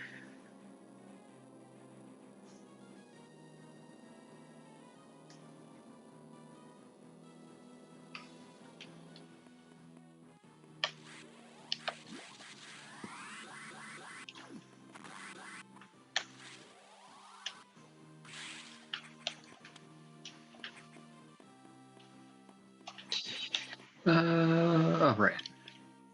Half a second, I almost forgot what we were even doing. Anyway.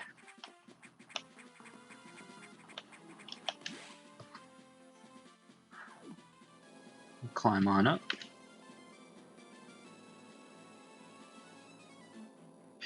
To the habitation deck.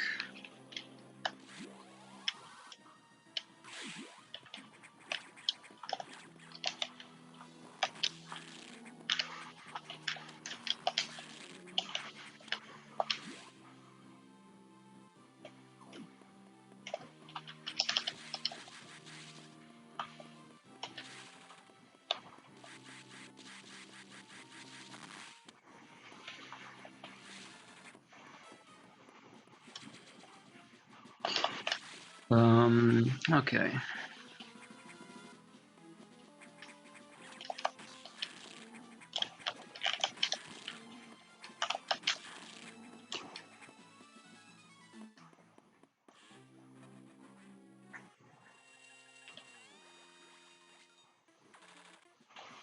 Oh, it's you guys from Super Metroid. Oh, and the egg finally hatched, apparently.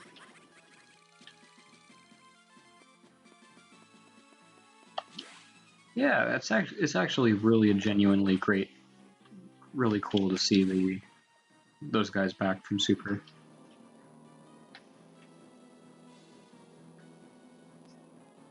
Edakuns and Decoras.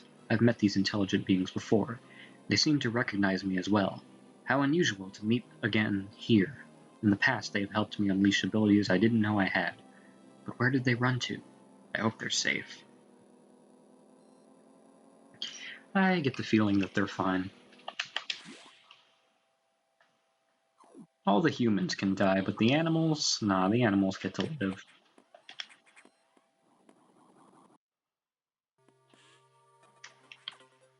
The only question is now what?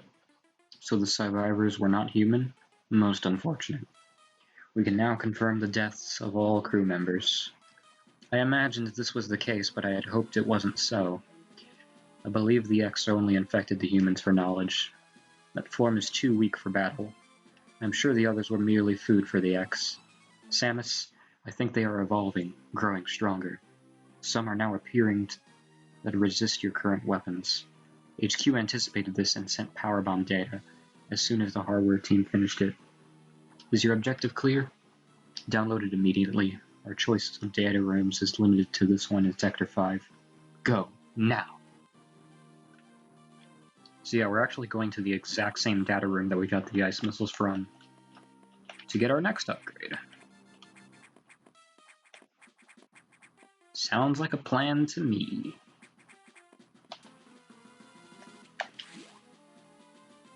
Although now we can get something on the way into the elevator that we couldn't before. And it's just another missile. But I'll never turn that down. Because every little bit helps, right? The elevators are really slow in this game, I just now realized. I feel like they were slightly faster in Super. Hard to say, though. They're like 3 times as fast in Zero Mission, though.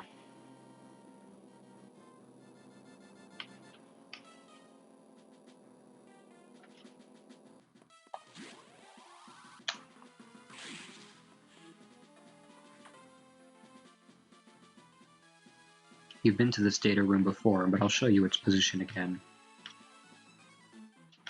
Oh, wait. Is that all you forced me to... It already told me where it was. God. Actually, I'm gonna save. Just cause... Yeah, I'm not as confident in my abilities in this game as I am in Super Metroid, as you probably may or may not have already noticed.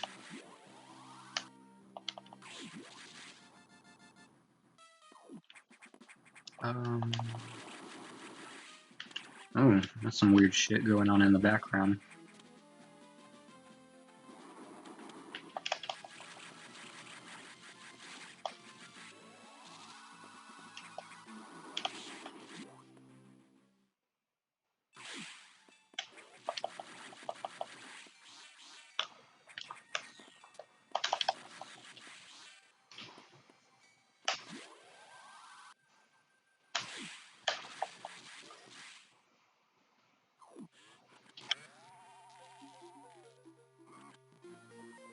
Power bombs. At last. Oh, it feels good. I can already feel the power at my fingertips. Isn't Mira's the various suit suddenly very bluish instead of purple? No, maybe it was just an effect in that room that I hadn't noticed until now. Anywho. The power bombs are weird in this game. They sound like a cappuccino machine. I know that sounds weird, but like it just will like it's foaming, something like it's like pouring whipped cream or foam on something. Like I don't know. It's kind of funny. I definitely prefer the Super Metroid sound effect. Hell, I prefer the Zero Mission sound effect over this. But I mean, I suppose it works. It also has a lot of gain on the audio. You may not notice here, but like if you play the game for yourself, it might be very loud for you. So just a fair warning.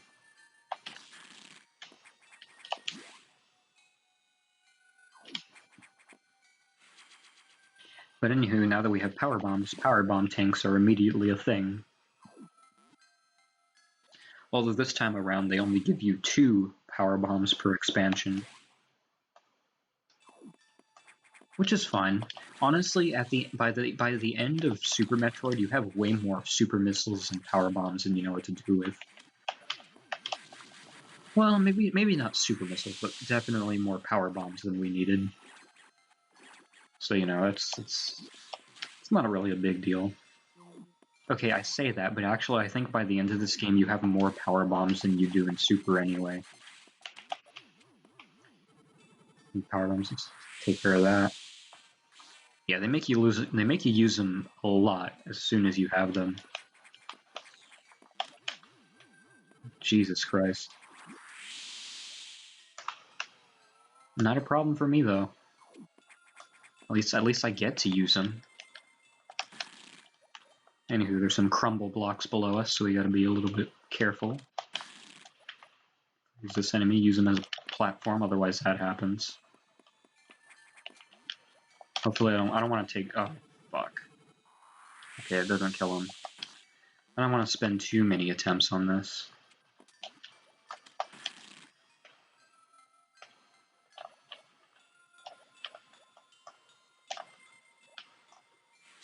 There we go. That wasn't too bad.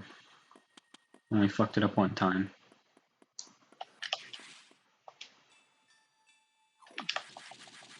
I could have probably just morph power bombed out of here, but I'll just morph bomb it. I say morph bomb just because it's faster than saying morph ball bomb every time. I mean, I guess I could just say bomb, and you'll get what I mean. Anyway, use the 4 power bombs to open a little shortcut here. Pretty nifty, pretty useful. It's that ominous thing still floating around in the background. Oh, wow, none of you guys hit me? Damn, okay.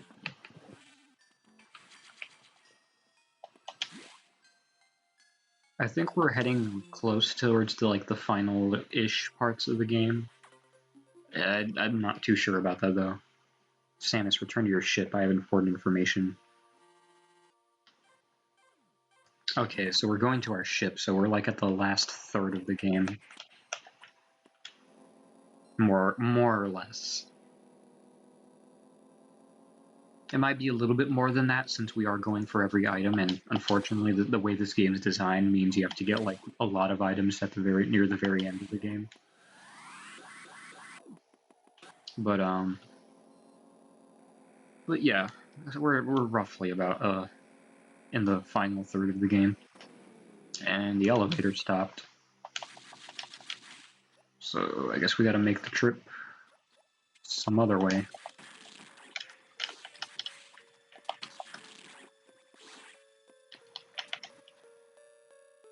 Ooh, who the no. Eh. Fooled you.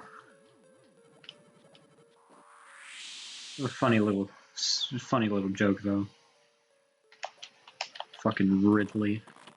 Riddles.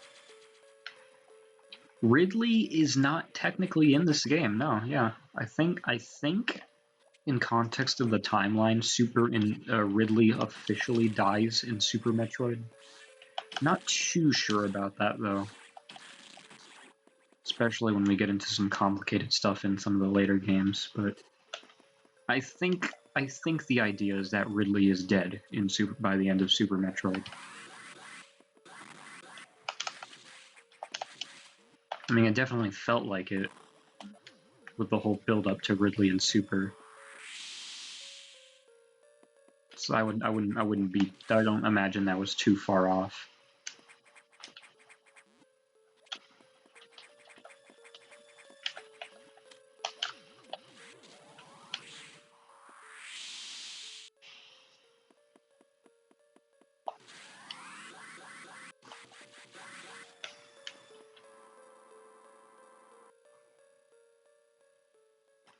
Anyway, go back to our ship and save.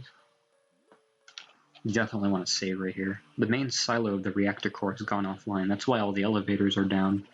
Elevators and hatches won't work. This doesn't bode well. If you can get to this point, you may be able to start the auxiliary power system, and we can figure out why the main silo went offline. By the way, I asked you to return here to tell you. Some strange creatures have boarded your ship. I confirmed that they were not ex-hosts, and gave them a berth. I hope that's how it's pronounced. Do you know anything about these strange creatures? Were they the source of the healthy biosigns earlier? Very well then. Their presence in the midst of this danger must have some significance. I'll keep them here.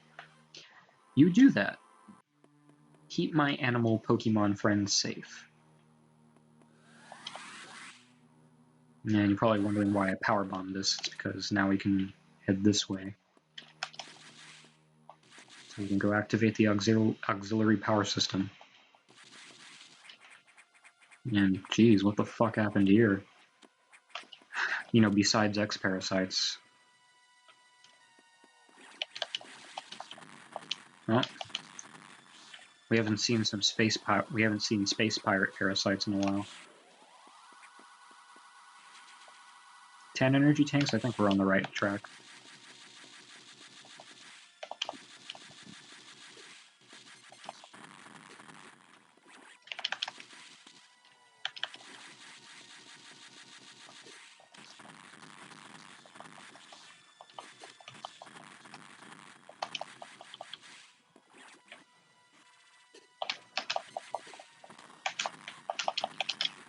Hold on, I think I jumped the gun a bit there. Yeah.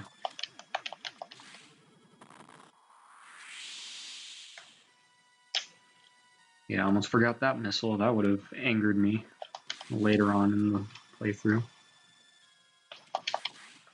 But we're good, we're good.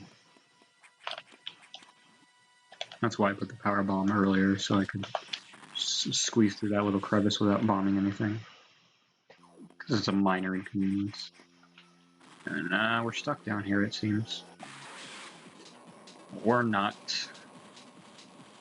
Ooh, hello, Spider. Hello, Goma. Okay, well, Goma has one eye. Or three, I forget. No, it is a spider boss of some kind. I really like its design with the one eye it has going. I wasn't ready for him that time.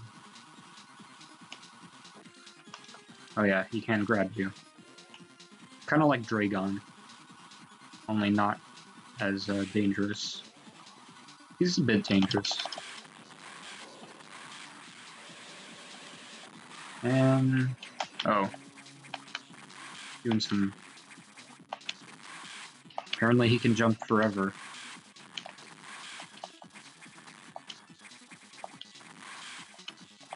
Time to do some juggling, essentially.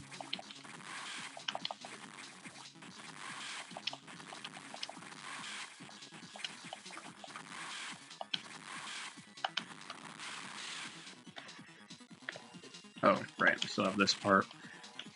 We still have the actual core parasite itself to take care of.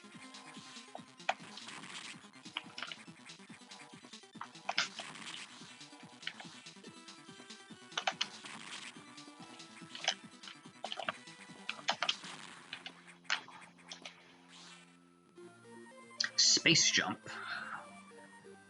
Huh. Wondering when we were going to get that. And takes effect immediately. It's a lot better to control in this game because if you mess up the timing on it, you can still retry. Because, like I said earlier, now you can jump into it. You can go into spinning mode. Even, you know, you can go into spin mode mid-jump. So it looks like there's some vegetation is still in the way of all the mechanical parts or whatever.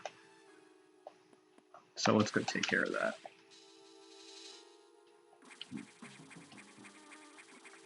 The little fly/beetle noises that play in this area because of those enemies make me very, very uncomfortable, to say the least. Bugs make me very uncomfortable just in general. I know that's a lot of people, but I'm just saying. Oh shit.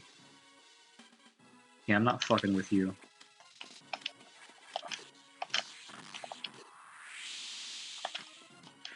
But yeah, that's actually pretty dangerous, that little part right there where you have to power bomb the thing.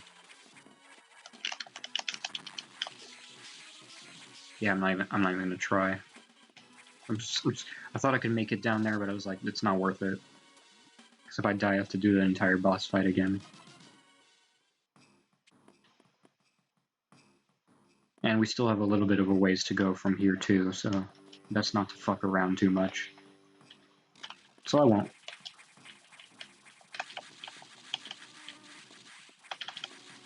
Okay, it's right there.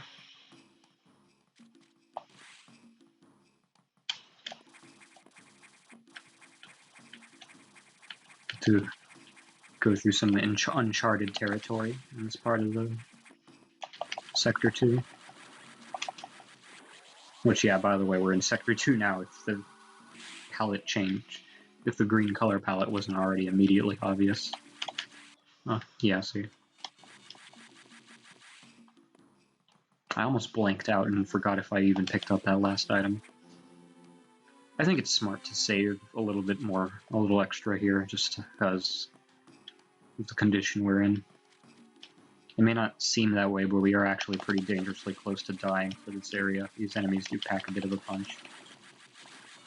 Or they can, anyway. Yeah, see, that took a whole tank away, I think. Oh. Not fucking with you. There we go. Chozo statue? This isn't exactly a chorizo, but I forgot the name it has. I think it does start with a T, though, or something. I just don't remember what it's called. It's definitely not a chozo. It's not a chorizo or a chozo, though, apparently. It's firing those those little spores there, though. That's kind of annoying.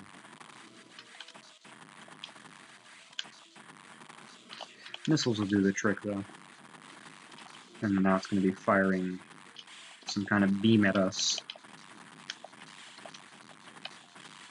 It kind of looks like Spazer because of the 3 shots, but we already kind of have Spazer, so it's a bit weird. The color should be an indicator, though. I just kind of sat there and took that first hit. It's kind of funny. Oh, what? That didn't work.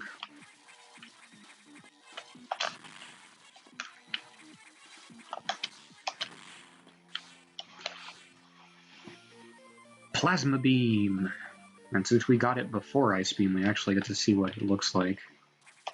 It's basically a green, long, like, energy beam. I showed it off in Super Metroid because I turned it off temporarily before we went to fight Mother Brain, I believe, but still, I think it's nice to show it. Okay, that actually didn't take us very high, but whatever. Don't forget to come here. Secret passage here. With another energy tank. Oh, fuck. That guy was right there waiting for me.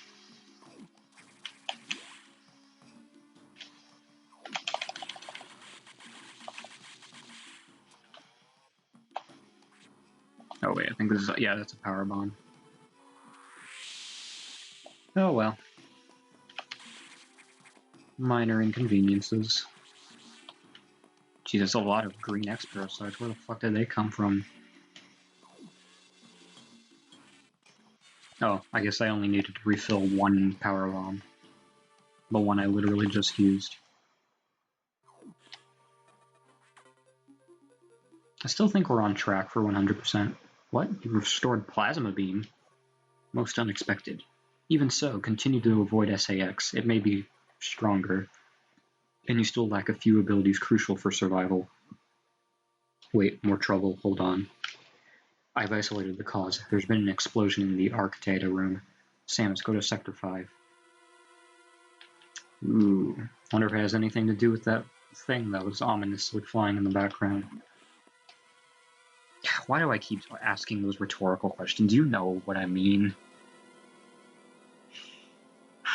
Stop trying to be narratively clever. It's not working, Reina. Just stop. Shut up. Just shut up, you idiot. I'm kidding, of course. But yeah, let's go see what's going on in Sector 5. Did I just say Sector? What the hell? I always slur my words whenever I do these things. It just happens. It's gotten worse. The damage seems to have been caused by a creature kept here by the researchers who named it the Nightmare. Apparently it was a biomechanical organism designed for military applications. It possesses uncommon power and can manipulate gravity. We must assume that it's become an X-host. We have no choice. You must find it and defeat it. Well, you can count on us, because you literally have no other option.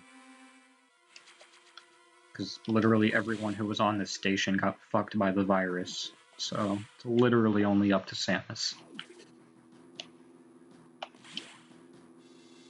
But we just recently acquired Plasma Beam, so we're good. We got this. Actually, wait. I think I can get a running start, if I'm not mistaken. Right here. Yeah. Oh, and use it right immediately into the wall. That's smart. Okay, let's get it. Okay, there we go.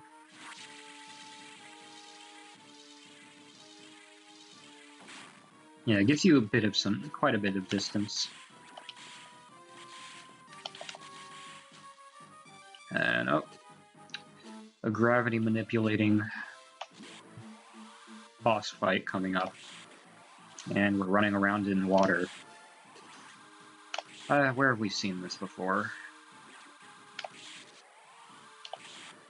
And I ignore my earlier advice about stopping with the rhetorical questions. And yet here we are.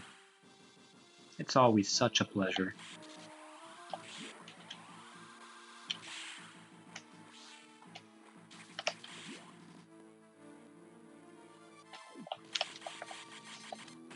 Out of my way.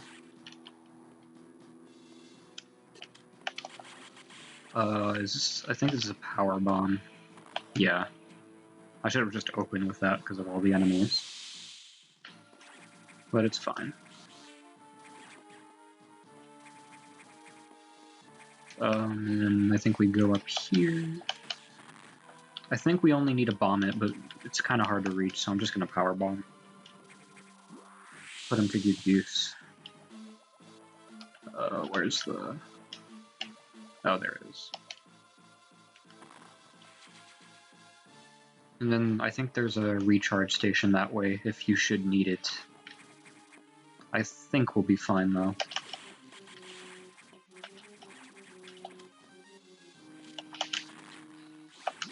Here's the door. And do not be fooled. What you actually want to do is come up this way, because there's a crumble block right there.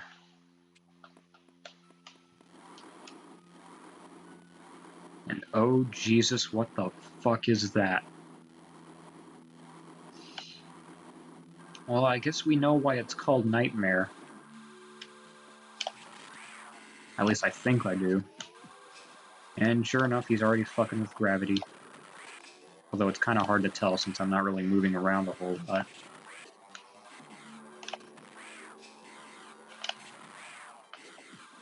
And he's crying Nickelodeon gack for slime. Oh, Jesus Christ. Yep, that's a nightmare, alright. That's a fucking nightmare.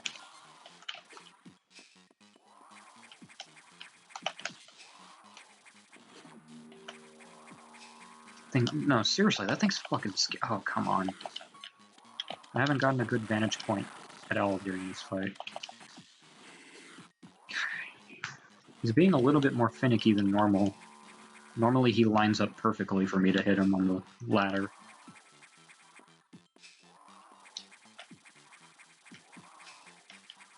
Oh, one more? Still no? You dick. He usually doesn't give me this much flack, ever. But, I mean, I guess recording curse, as you would have it, wants to be a little bitch. Fine. Okay, there. That should be a good vantage point. Yeah, there we go. But he just got closer. Hello? He's just standing there. I'm just gonna try and kill him from here.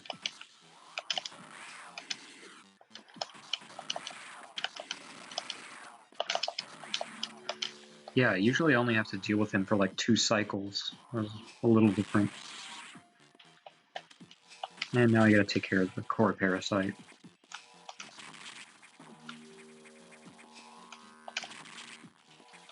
Some interesting boss music though. Too bad you can't really hear it over all the sound effects. I think it was the only time it plays too. Although it's something I kind of appreciate about Metroid Fusion. A lot of the bosses have their own unique boss themes, instead of just 1 or 2 boss themes for the entire game. Well, as predicted, we got the gravity suit back, and I actually, unlike the Varia suit, really like Fusion's gravity suit.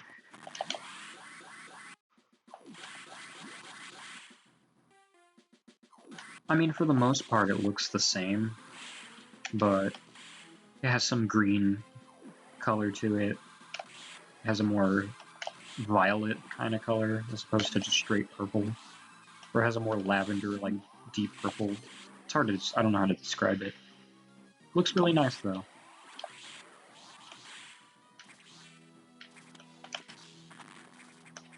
Did I get it? No, I didn't. There you go. This one's a bit tricky. Some crumble blocks gotta be careful for. Luckily, they follow a fairly predictable pattern.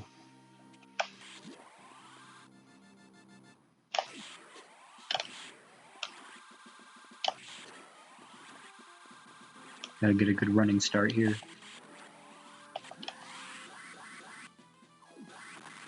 And Shine Spark time.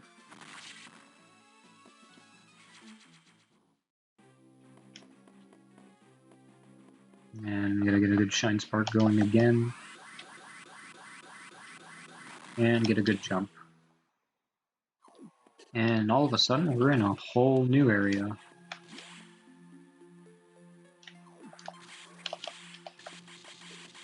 Although it's completely unrecognizable, we're actually in Sector 4, the water area.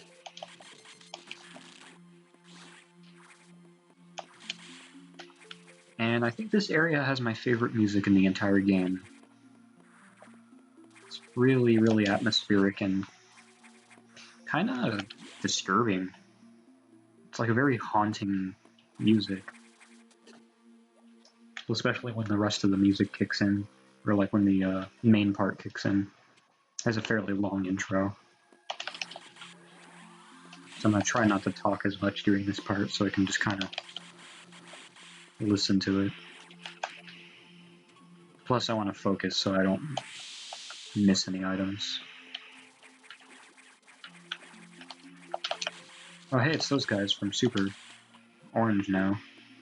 Little baby dragons. At least I think that's what they are. They certainly look like it.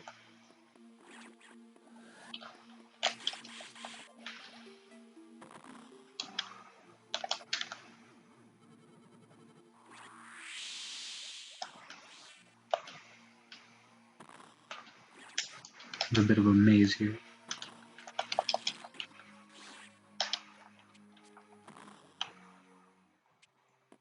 And the final security hatch finally unlocked. That's good. That's good to see. I want to take a picture of this, by the way, before I... Sorry, unrelated.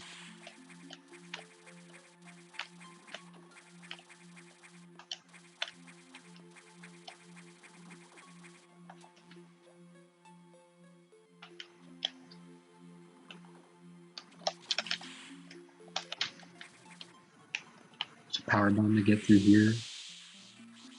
Oh, I wasn't supposed to absorb those guys. Because now I can't kill those enemies. Let's try that again. Except this time let's stand back here.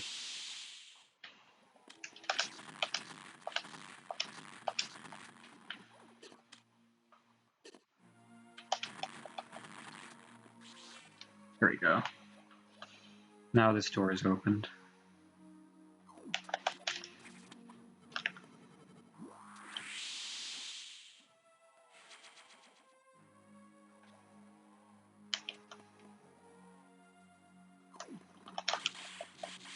Oh, I guess I didn't need to power bomb that. I had to power bomb to kill the enemies, just not to open that little passageway.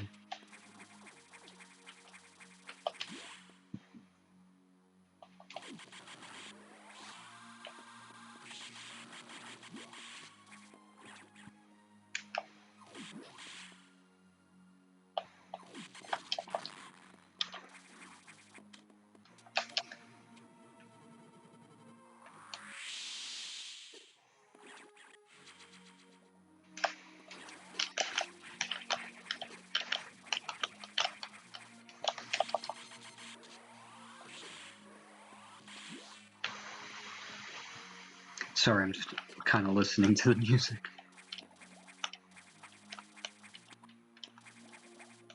Is that a thing? No.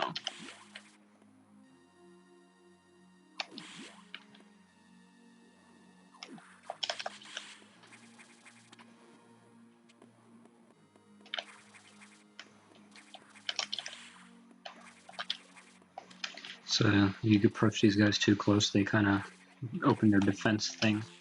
So you gotta freeze them in this state so you can get across.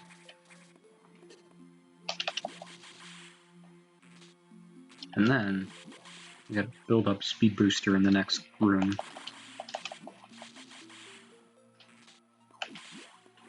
Shouldn't be too hard to do. You build it up like just in time, too. It's kind of funny. Build it up in here. Another power bomb. Yeah, this game has a lot of collectibles. It's still 100, just like it is in most Metroid games. But like, I don't know. Let's just power bomb this. I think you have to, actually. Or maybe, I don't know. Either way, we're actually coming up on a brand new upgrade that's unique to this game, I believe.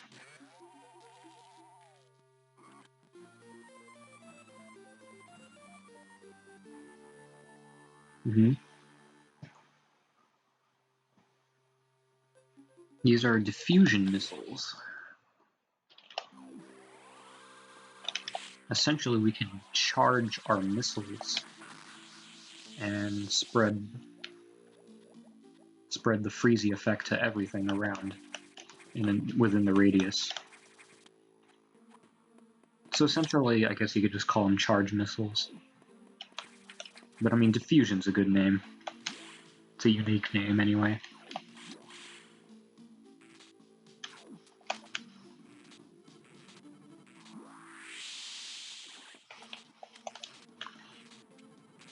Use quite a few power bombs to get in here. For another power bomb, go figure.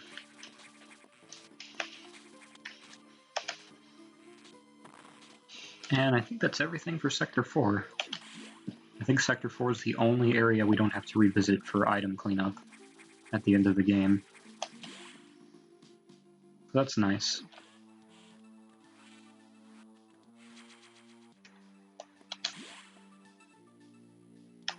Getting pretty close to the end.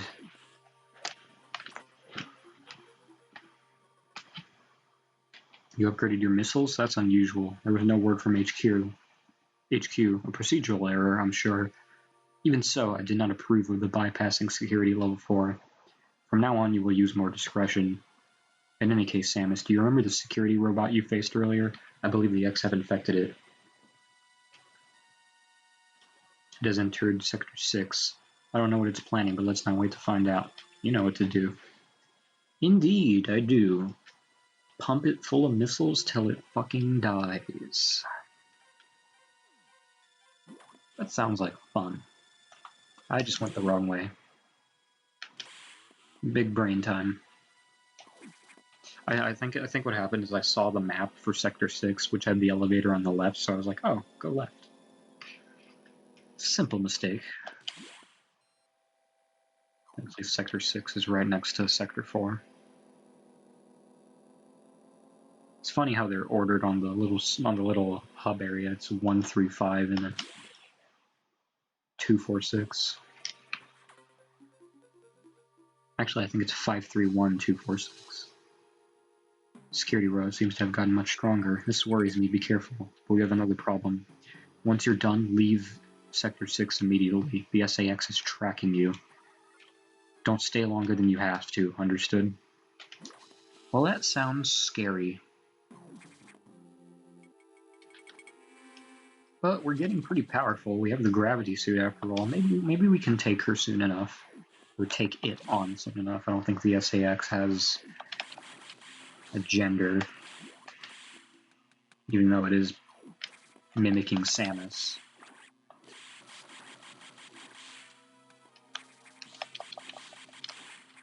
It's like the Thing. God, we're so much stronger since we last came to these areas. Did I go that way and grab? Yeah, I did. Just want to make sure. Serve these guys.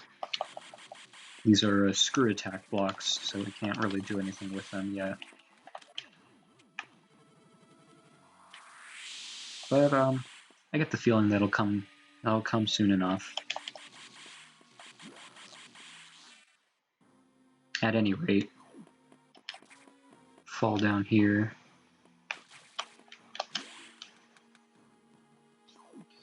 And let's go ahead this way.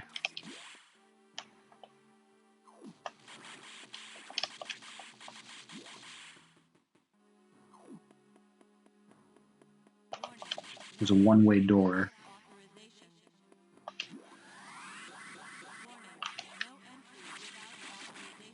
Yeah, I know, I'm out of here. Oh, wonder what that was.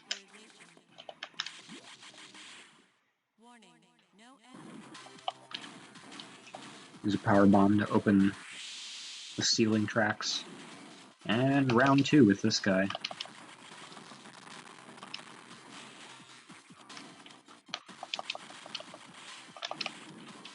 Fuck. Okay.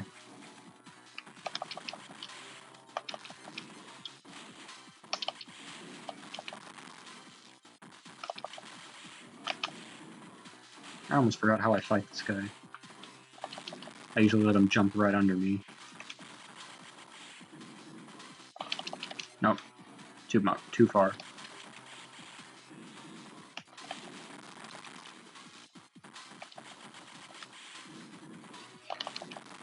He can be a bit more tricky, but if you know what to do, he's fine.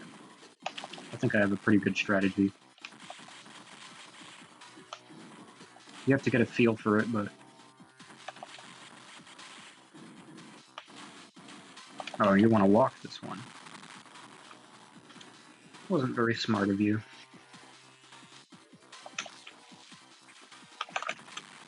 Another X-Parasite.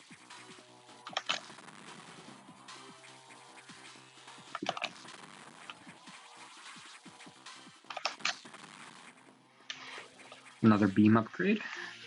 Indeed, the wave beam. It's one of the last beams we get this time around. That's unusual. Well, maybe not. It was technically the last beam we got in Metroid 1. Now we can open one-way doors, because wave beam shoots through walls. Or penetrates walls, according to this game. It's kind of weird, though, the way the wave beam looks in this game in combination with everything else. It's like we're shooting pasta, like those rotolini, whatever it's called. Kind of funny. Not the biggest fan of it. It just looks funny and dumb, and not a big fan of the color either, but I mean, hey, it's the wave beam. I'm glad I have it, regardless. So, a restricted laboratory, huh? Oh, I said that way too early. Those what I think they are?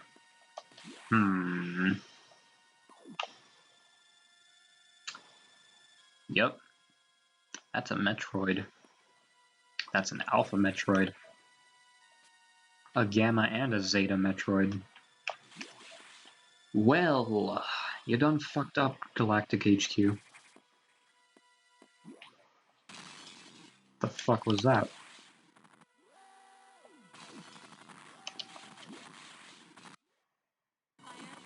Oh, hello.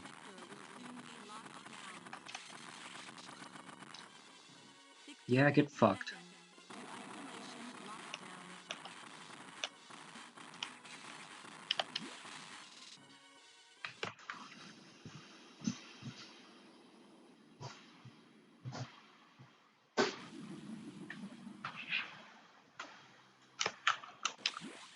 Well, crisis averted?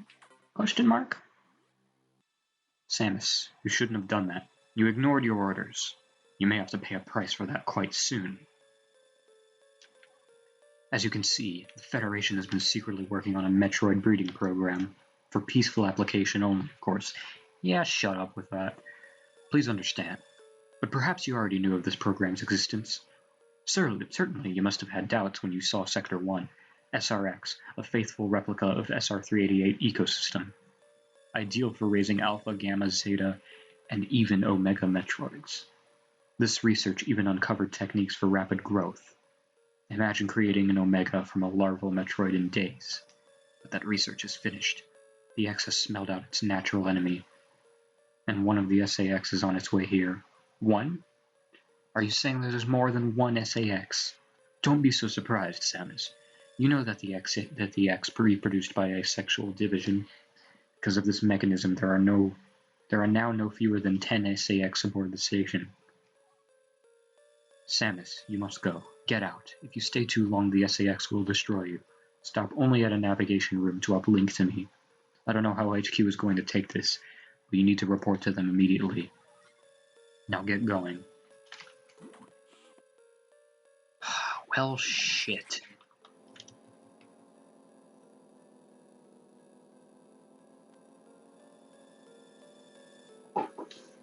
The real Adam would have said the same thing about that incident, but he would have softened the blow. He was relentless in his criticism, but he always cared. He was not a machine obsessed with duty. No such compassion could exist in that computer. Maybe. Maybe not. Anywho. Oh, wait. Let's try that again. There we go.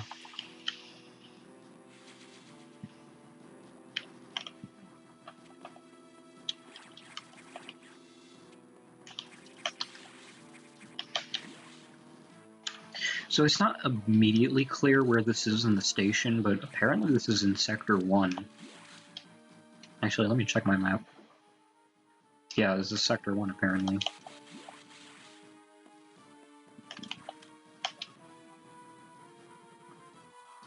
I can only take care of this thing by power bombs. It requires a whopping 2 of them for some reason. You have to go out of your way to avoid it so it can transform, because it actually kind of goes near where you're sitting. So these things you have to shoot in the back in order to kill them. I think this is a save room. Why did I jump? I didn't even go into the room that I unlocked. That was stupid.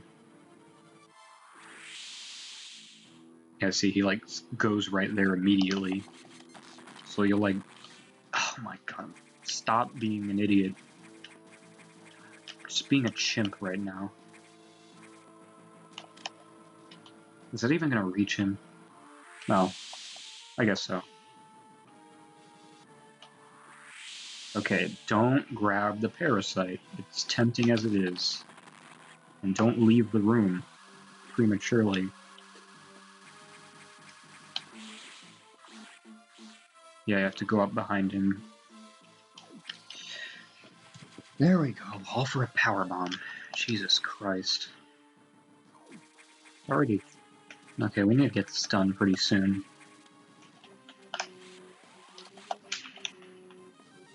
I didn't need to power bomb that. I think a regular bomb would have worked. No, well, fuck you. I'm not dealing with you.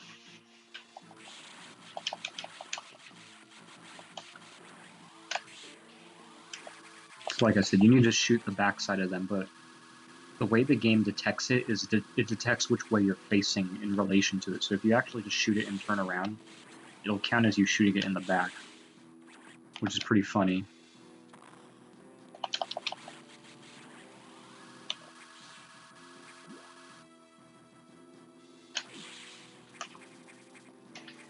Anyways,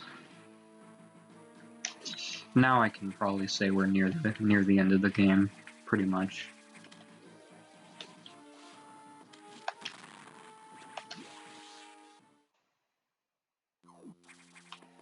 Oh, hello. It's you. Jesus Christ.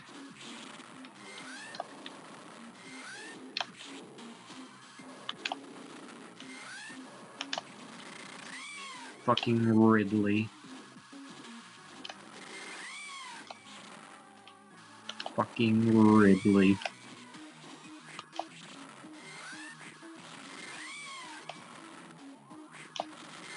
It's fucking huge. Really fucking huge. And his most goddamn annoying shriek. There he is with his pogo tail. Wouldn't be a Ridley fight without that, now would it? Shut up. No, what I mean, at the end of the day, it's still a core parasite.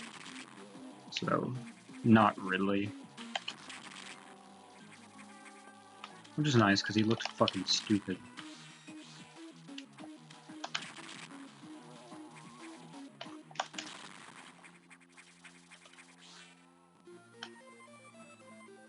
And I don't know exactly how the Ridley thing used it, but we got Screw Attack.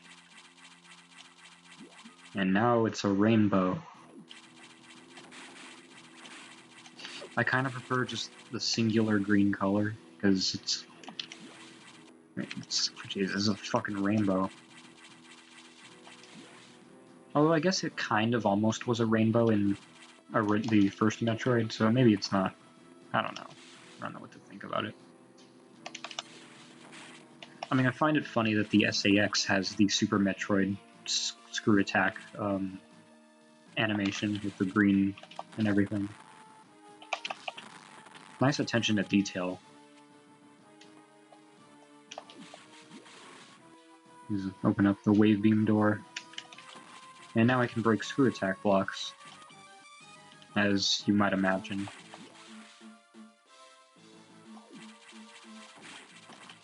To do it a little bit in here, so how convenient.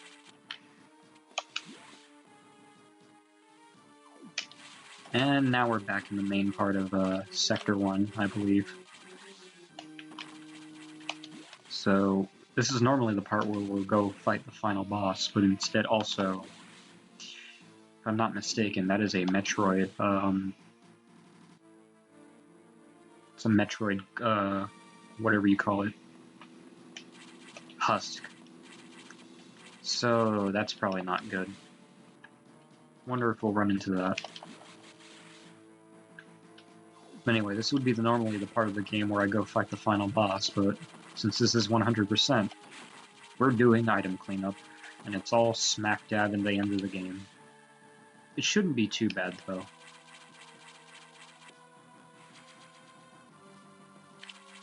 Because everything's on the convenient path. Because I strategically grabbed everything that way. There's 3 fucking missiles in this room. It's not the first time that's happened, but still. And now that we have Screw Attack, we don't have to take the elevator to any of these sectors, because now there's little Screw Attack blocks that lead to these little passageways that link the areas, which is nice. Also, I was supposed to get a speed boost. Let's try that again. There we go. Nab that missile. It's quite a few items to get in Sector 3. Is this Sector 3? I think this is Sector 3. Yeah. Go here, only this time we're going to use a power bomb. And squeeze down here, or squeeze in, rather. And then I believe we want to head immediately right. I think that sounds right. Oh wait, we have a wave beam door, we can literally just shoot that open. And then another power bomb, I believe, will get us through here. That inconspicuous power bomb wall, or block. And the fact that a lot of the item cleanup is at the end of the game is a bit unnecessary. Because, like, at the end of the game, you're not going to get a whole lot of opportunities to use all these power bombs and missiles we're getting. I mean, maybe the missiles, but the power bombs? When are we going to use 40 power bombs at once, or however many? And that's not even the most we're going to have at the end. It's absurd how many power bombs we have. But I mean, hey, whatever. We gotta have 100 items, and we've delegated the beam upgrades and various suits and different suits to downloadable items. So we gotta put all the capsule items in something else. So, you know, so essentially that just means a fuck ton of shit for us to collect. And honestly, the only thing that really has the justification for having so many power-ups, so many things to collect is just the energy tanks. Because that's like a genuinely useful thing. But whatever, I don't care. And no regular player who's not going for 100% is going to care either.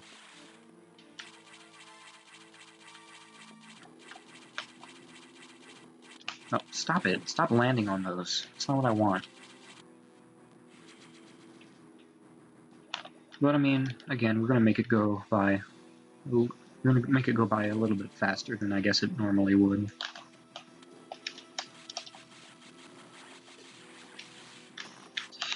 Open up screw attack blocks so that we can get some room for a good old-fashioned speed boost.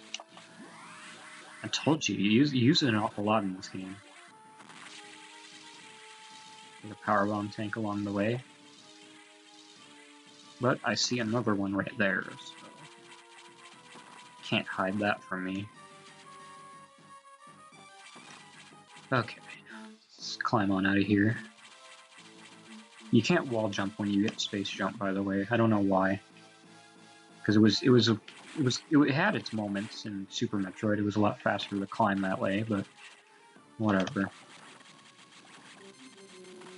I'm not gonna lose sleep over it, over the exclusion of the wall jump with the when space jump / screw attack is activated.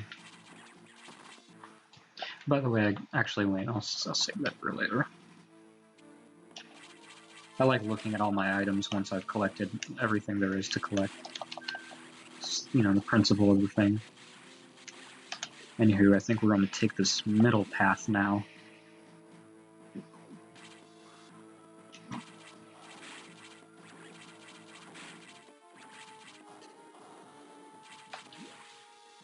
I hope to God we didn't miss anything.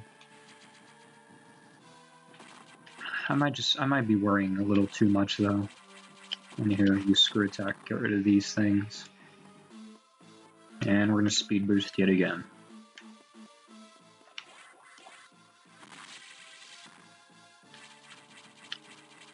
There's a lot of shit. It looks like there's a lot of shit over to the right, but I've never went that way because I know there's nothing over there. I am curious what is over there. Oh, and don't forget about this one. This one's easy to forget about. A little power bomb right here outside the little station right here. It's the only time they do that, too. Are you kidding me? I'm not... Fine, charge beam, I guess. And better yet, screw attack. Should have opened with that. I think you come up through this side. Yeah.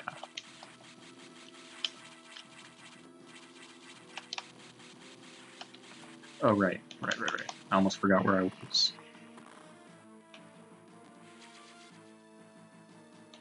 That power bomb. And then try to... Yeah, there we go. And then I think there's not really a lot to collect in this area specifically. Oh wait, I think we went a little bit too far down. Yeah, we want to go this way. And the place is all fucking destroyed, so I believe that grants us access to this power-up right here. Which I missed one time in one of my test playthroughs. Or not test playthroughs, just one of my playthroughs, because I didn't do a test playthrough for this stream. Would have probably been a good idea, but I think we managed. I have a certain amount of confidence that we got everything.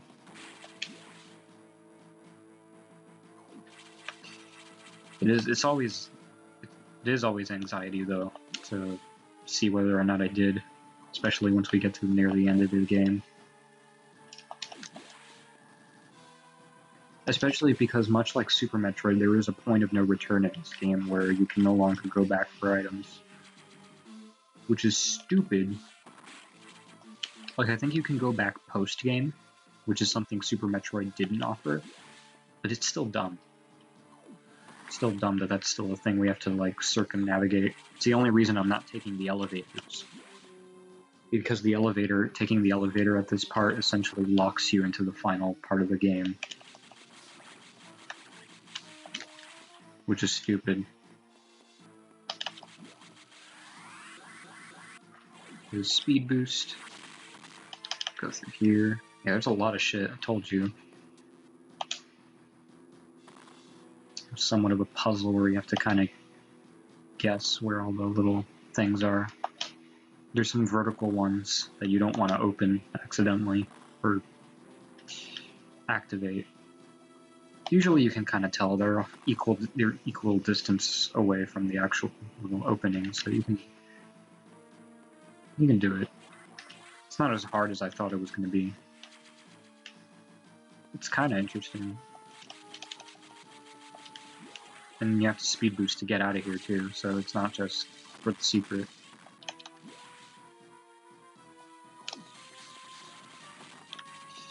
And we're going to speed boost one more time, but this time we're going to go to the left.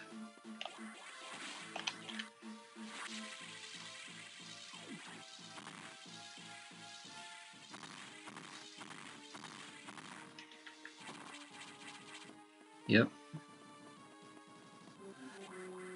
And then I think we want to jump right here. Ah, first try.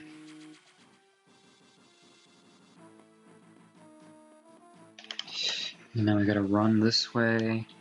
And we gotta run back just so we can activate speed booster.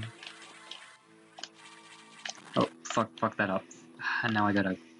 Can I leave this way? Can I drop down this? No. Fuck. Well, that's not very nice.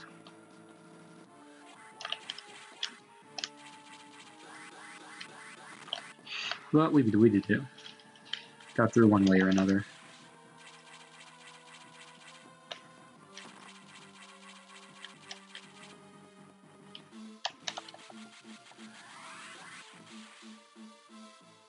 Actually, I think I was supposed to...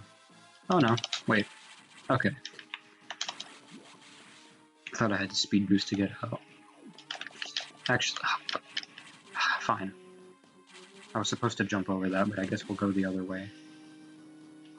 Just right up here.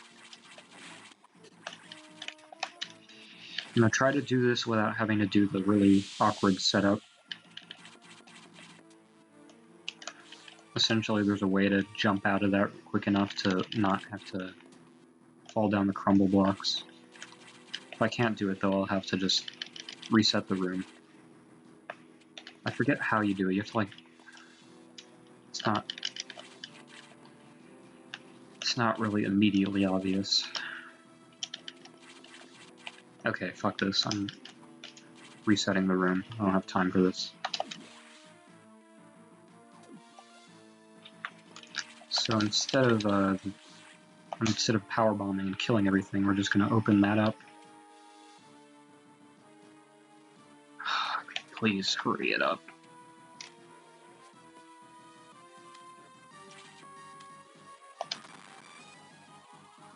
I didn't do that in time.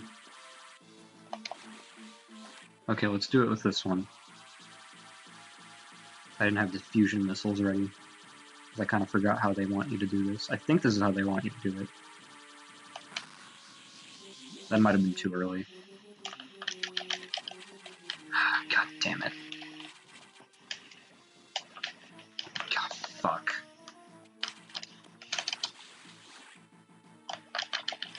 Oh wait, oh! I almost had it. Can I just bounce off? No. Can't do that in this one.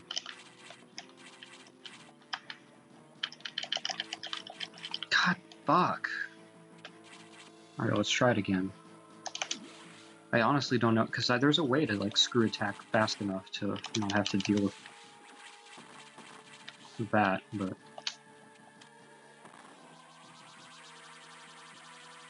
It's really stupid. Alright, I'm gonna do it when he starts walking down. There we go. That's better. Fuck you. Yeah, that one's kind of dumb. No, that's really dumb, actually.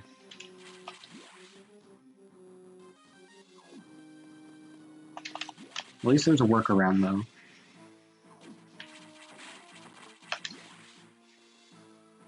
Most of the time, I end up getting the screw attack to work there, though. But not a screw, the space jump. I've been saying screw attack, but it's really the space jump that I mean.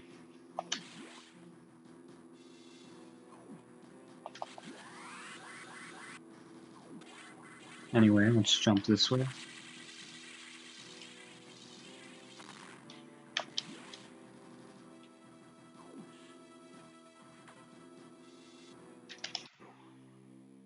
Samus, we're done here. Leave the rest to the Federation. We should be preparing to evacuate the station. Are you joking? Do you know how dangerous the X are? How quickly they reproduce? The Federation has taken an interest in the X and SAS. They believe this lifeform has endless potential applications. This is ridiculous. The X are heartless abominations. What potential could they have? It is not necessary that you understand such matters. The Federation is coming now. You should just leave quietly. This is madness. They won't get away with this. Or whatever that said. The station will devour them. What could be worth the risk? Capturing the SAS, of course. Are you serious? Do they really think they can succeed? It will certainly be difficult. They don't expect your help. They knew you would try to destroy the SAS. That's why they stopped sending you support data. The plasma beam modification was ready some time ago, but they withheld it to keep you from engaging the SAS. Yet somehow you restored that function on your own.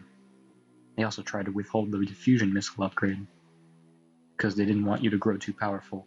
But they had already sent it and you tracked it down. Bravo, Samus. They must cancel the mission. Open a channel to HQ. I won't let this happen. They are already on their way. Fools. As soon as the Federation ships land, the X will overwhelm them and absorb the knowledge and power of their occupants. The X are just waiting for the hunt to begin, and then they'll spread across the universe. Galactic civilization will end. The X hunger for form, knowledge, and power. They mimic these perfectly, but they cannot copy the soul. They're single-minded, instinctively seeking to increase in number. They're a plague. The Federation underestimates their threat. The X must not leave here. I must destroy them all before the Federation arrives. The station has a self-destruct mechanism. I must use it to destroy the X here and on the planet. I must send them to oblivion. Them, the station, and myself, if I have to.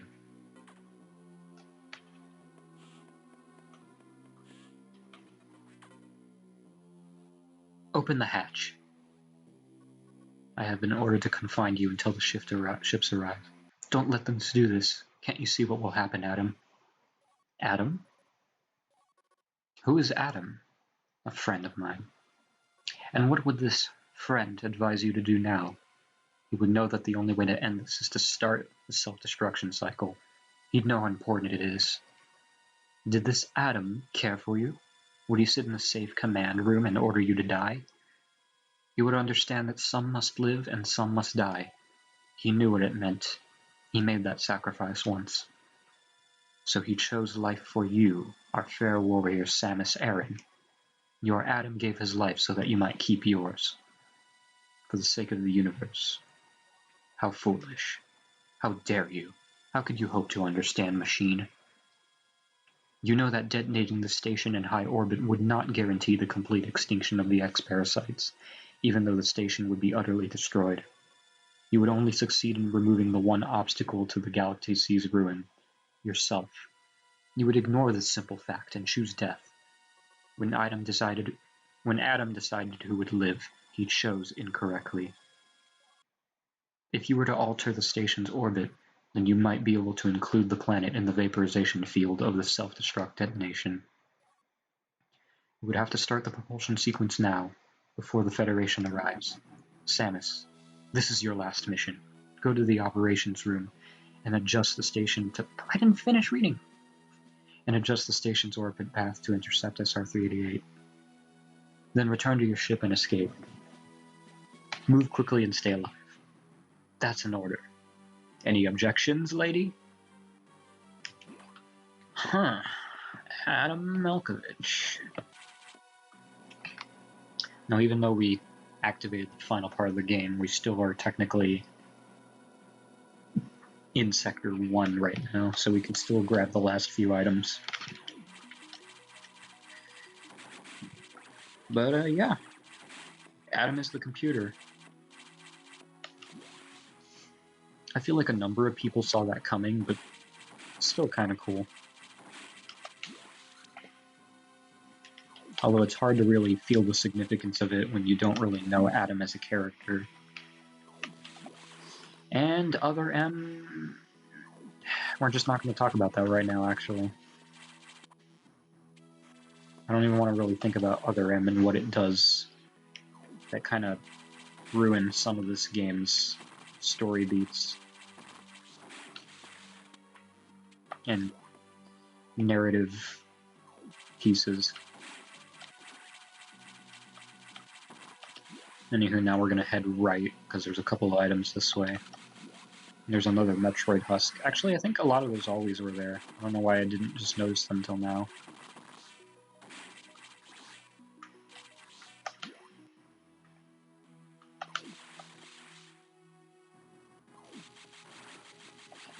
God, we haven't been to the beginning to Sector 1 in a really long time.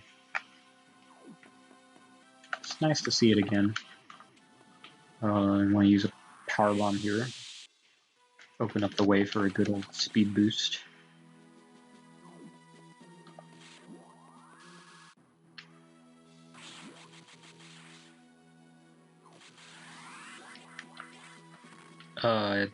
That's not what I wanted to do. Take 2.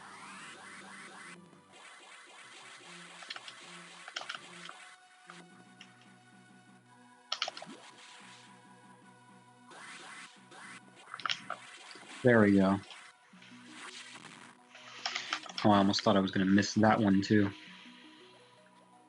But I jumped a little bit too early. And we actually have to activate another speed boost to get the other item that we couldn't get earlier. Oh, shit.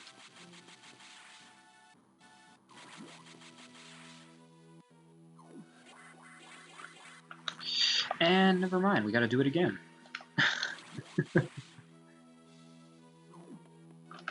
It's fine, it's probably fine.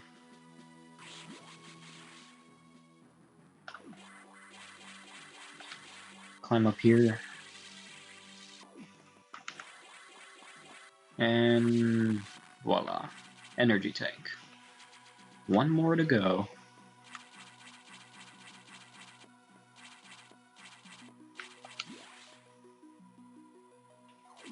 So yeah, item cleanup takes quite some time. I'm not a big fan of that.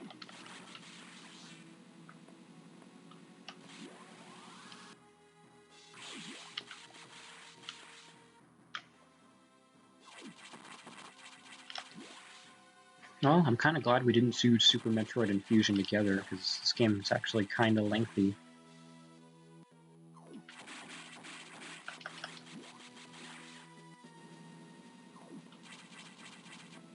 A lot lengthier than I remember. Because I can beat Super Metroid in like an hour and 40 minutes. This game, though, is taking about 3 hours. It's not what I was expecting at all.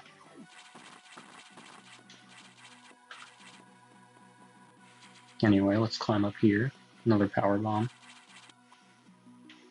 And as well as a way to Sector 2, which is where the last few items are. It's almost over, I promise. Assuming I didn't miss anything, which I think we should be in the clear.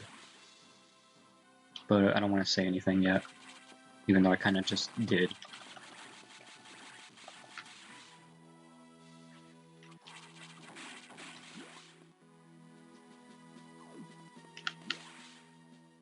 Did we grab the item that was that way? I think we did, yeah.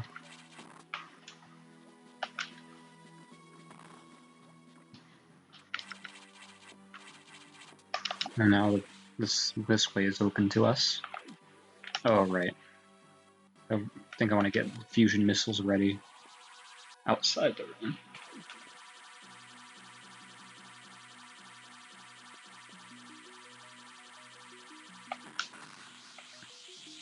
That's actually perfect. Oh, fuck. Please stay frozen. There we go. You don't want to screw attack because that'll kill them prematurely, so just want to morph ball or jump on them in morph ball mode.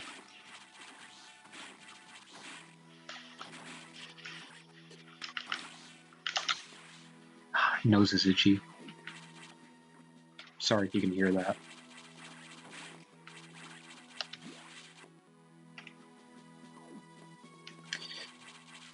Almost forgot to grab one item, but we'll grab it on our way out.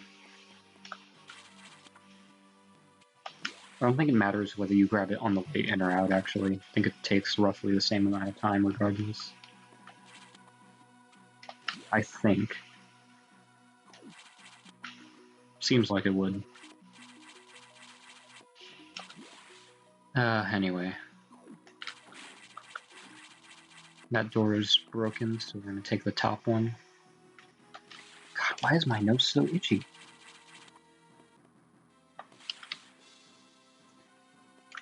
Use a power bomb.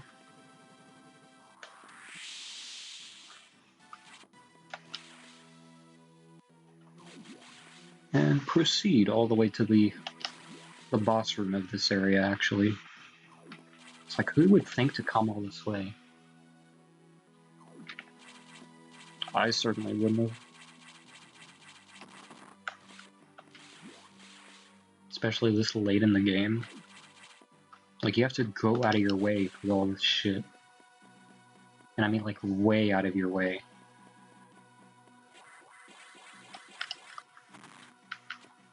Huh. So there's that one. Or we have max missiles, but are we gonna get max power bombs?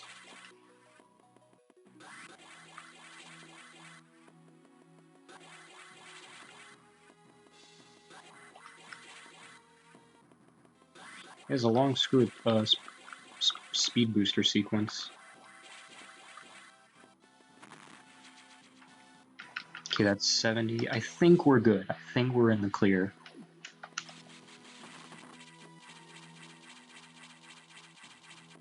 Because I know there's 2 more power bombs and an energy tank. And I think that sounds about right for item completion.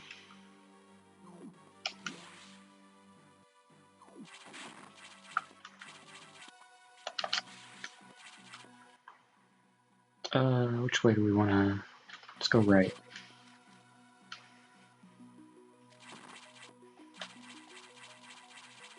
Space jump all the way up. Shit. Let me up. There we go. Oh. Out of my way, ruffians. So the last couple of items in here are over here in where the level 1 security door was, of all places. Interesting spot for it. Yeah, like seriously, who would think to do that?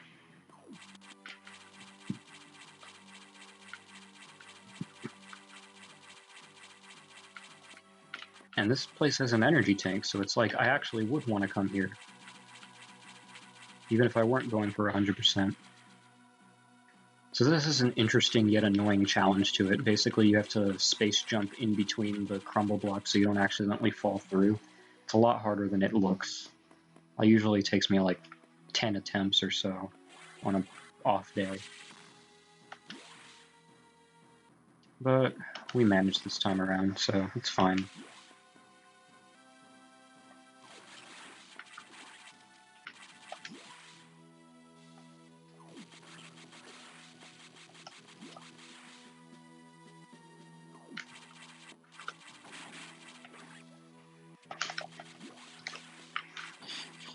Eh, whatever.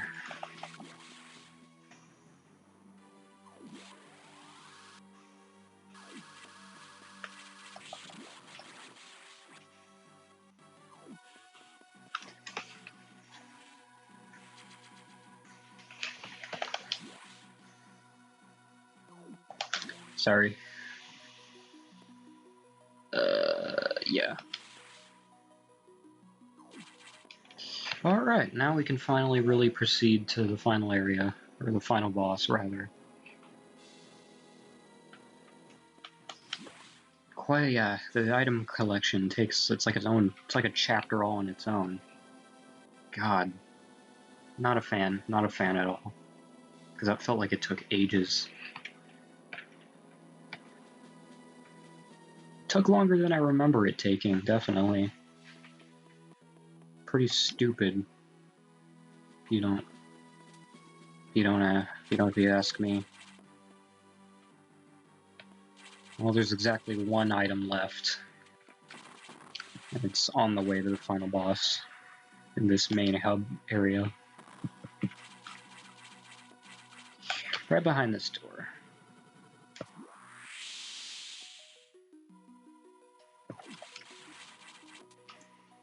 Jump up here.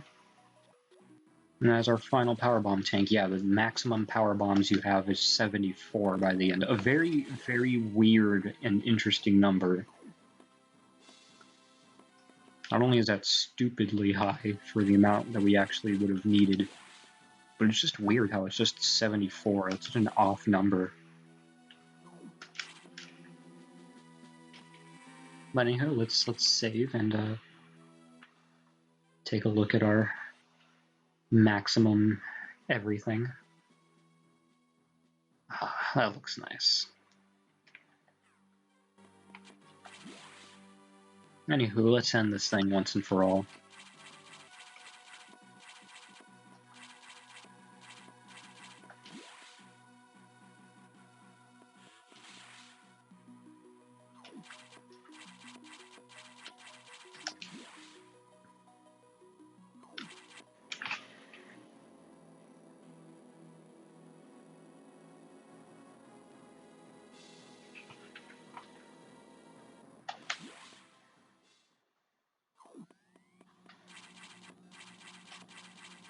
And the door's closed.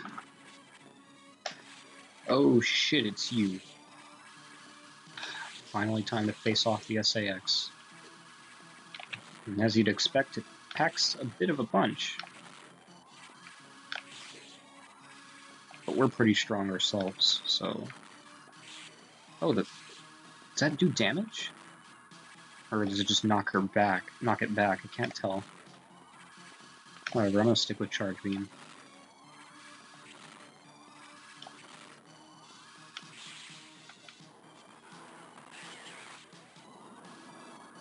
And it's gonna mutate for its final form. Like, that'll help you.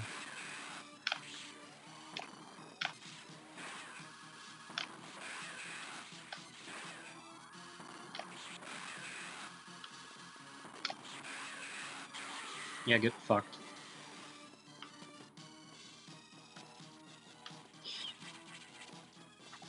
Time to absorb the SAX once and for all.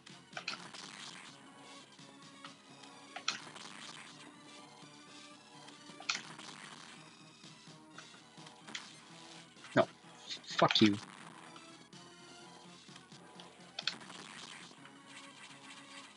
Trying to escape. Oh, escaped it did.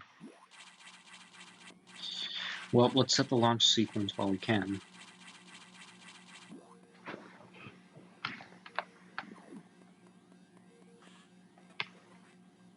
Propulsion sequence activated.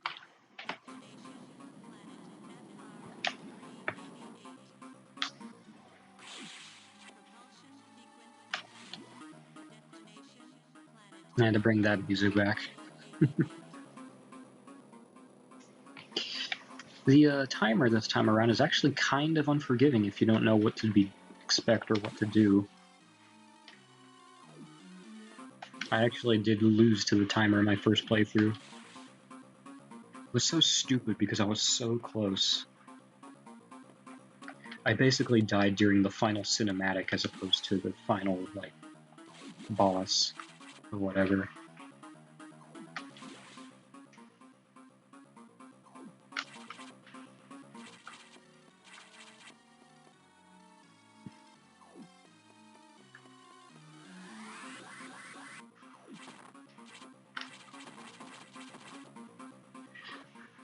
Almost there. Oh, this place took a bit of damage as well. Oh, that's a big Metroid husk. Oh shit. It's no Mega Metroid. It fucking hurts.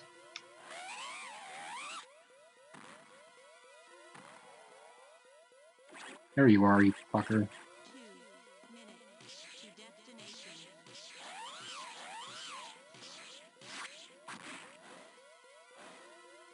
Yeah, you weren't gonna win that fight. But at last, we have Ice Beam. And our normal color scheme back for the most part. Okay, I'm being a bit careless. Don't let it swipe at you or it'll stun you.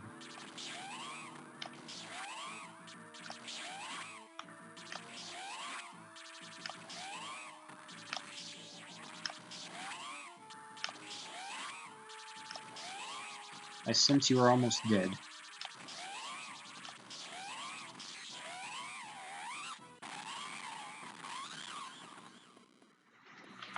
Dunzo.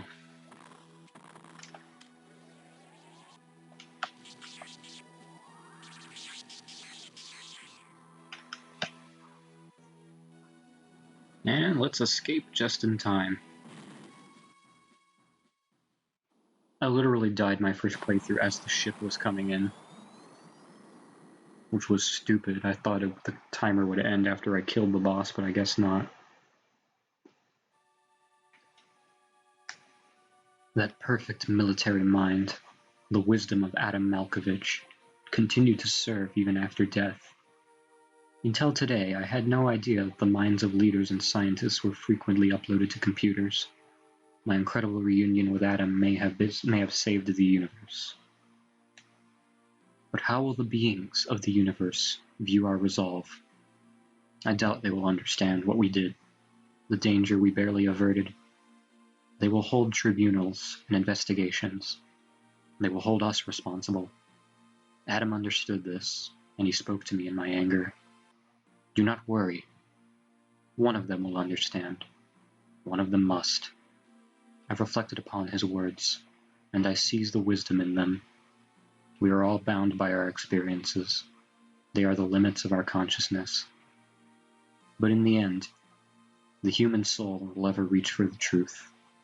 This is what Adam taught me. Just one detail still bothers me. The ship can only be started manually. Yet before I faced the Omega Metroid, the ship moved in on its own, guided by someone's hands.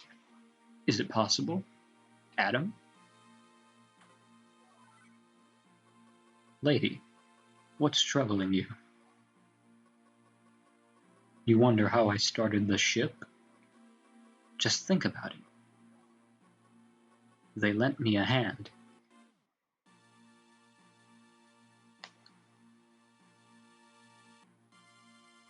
Oh. So yeah, if you kill the animals in Super Metroid, I guess Samus dies in this game. That's funny to think about. And ladies and gentlemen, almost exactly 3 hours. Almost. That is the end of Metroid Fusion. Quite a fun game, all things considered. There are a few design elements that I raise an eyebrow at, such as how the extra item completion works. And the game is maybe a bit too linear to be considered a traditional Metroidvania experience. But I think ultimately the game has a lot of its charm. It's very fun to play. The controls feel very fun to use. And ultimately, I think it's a pretty solid game. It's not one of my favorites. I don't go back to play it all that much myself. I definitely play Super Metroid a lot more. I even play Zero Mission a lot more than this. But it's a great game, all things considered, and I'm kind of upset I didn't give it a chance sooner. I did hold off on playing it for a good while when I first got into Metroid. But yeah, the next game in the series of Metroid streams will be Metroid Prime. I don't know if that's the very next thing I'm doing, but it's coming pretty close, so look forward to that. Metroid Prime. It's going to be a hell of a game. So I hope y'all can make it to that one. That one's going to be a lot of fun. I'm hoping to get it done in one session, but again, it might take two. Probably no more than two, though. And then Metroid Zero Mission will be after that. I might double head that with AM2R, but based on how long this game took, I might have to split those up.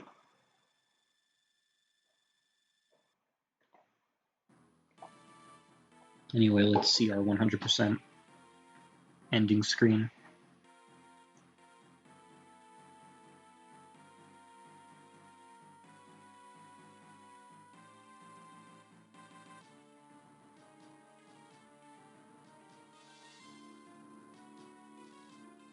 We did it. That is the end of Metroid Fusion. See you next mission. Indeed.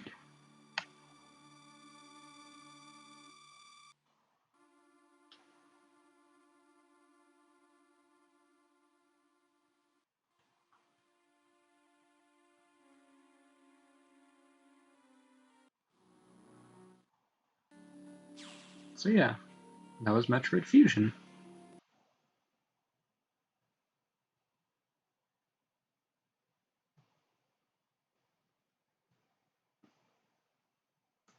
So, yeah, that was definitely a lot of fun.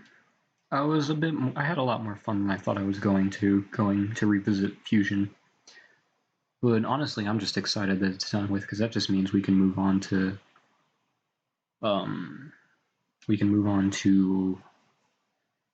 Metroid Prime next.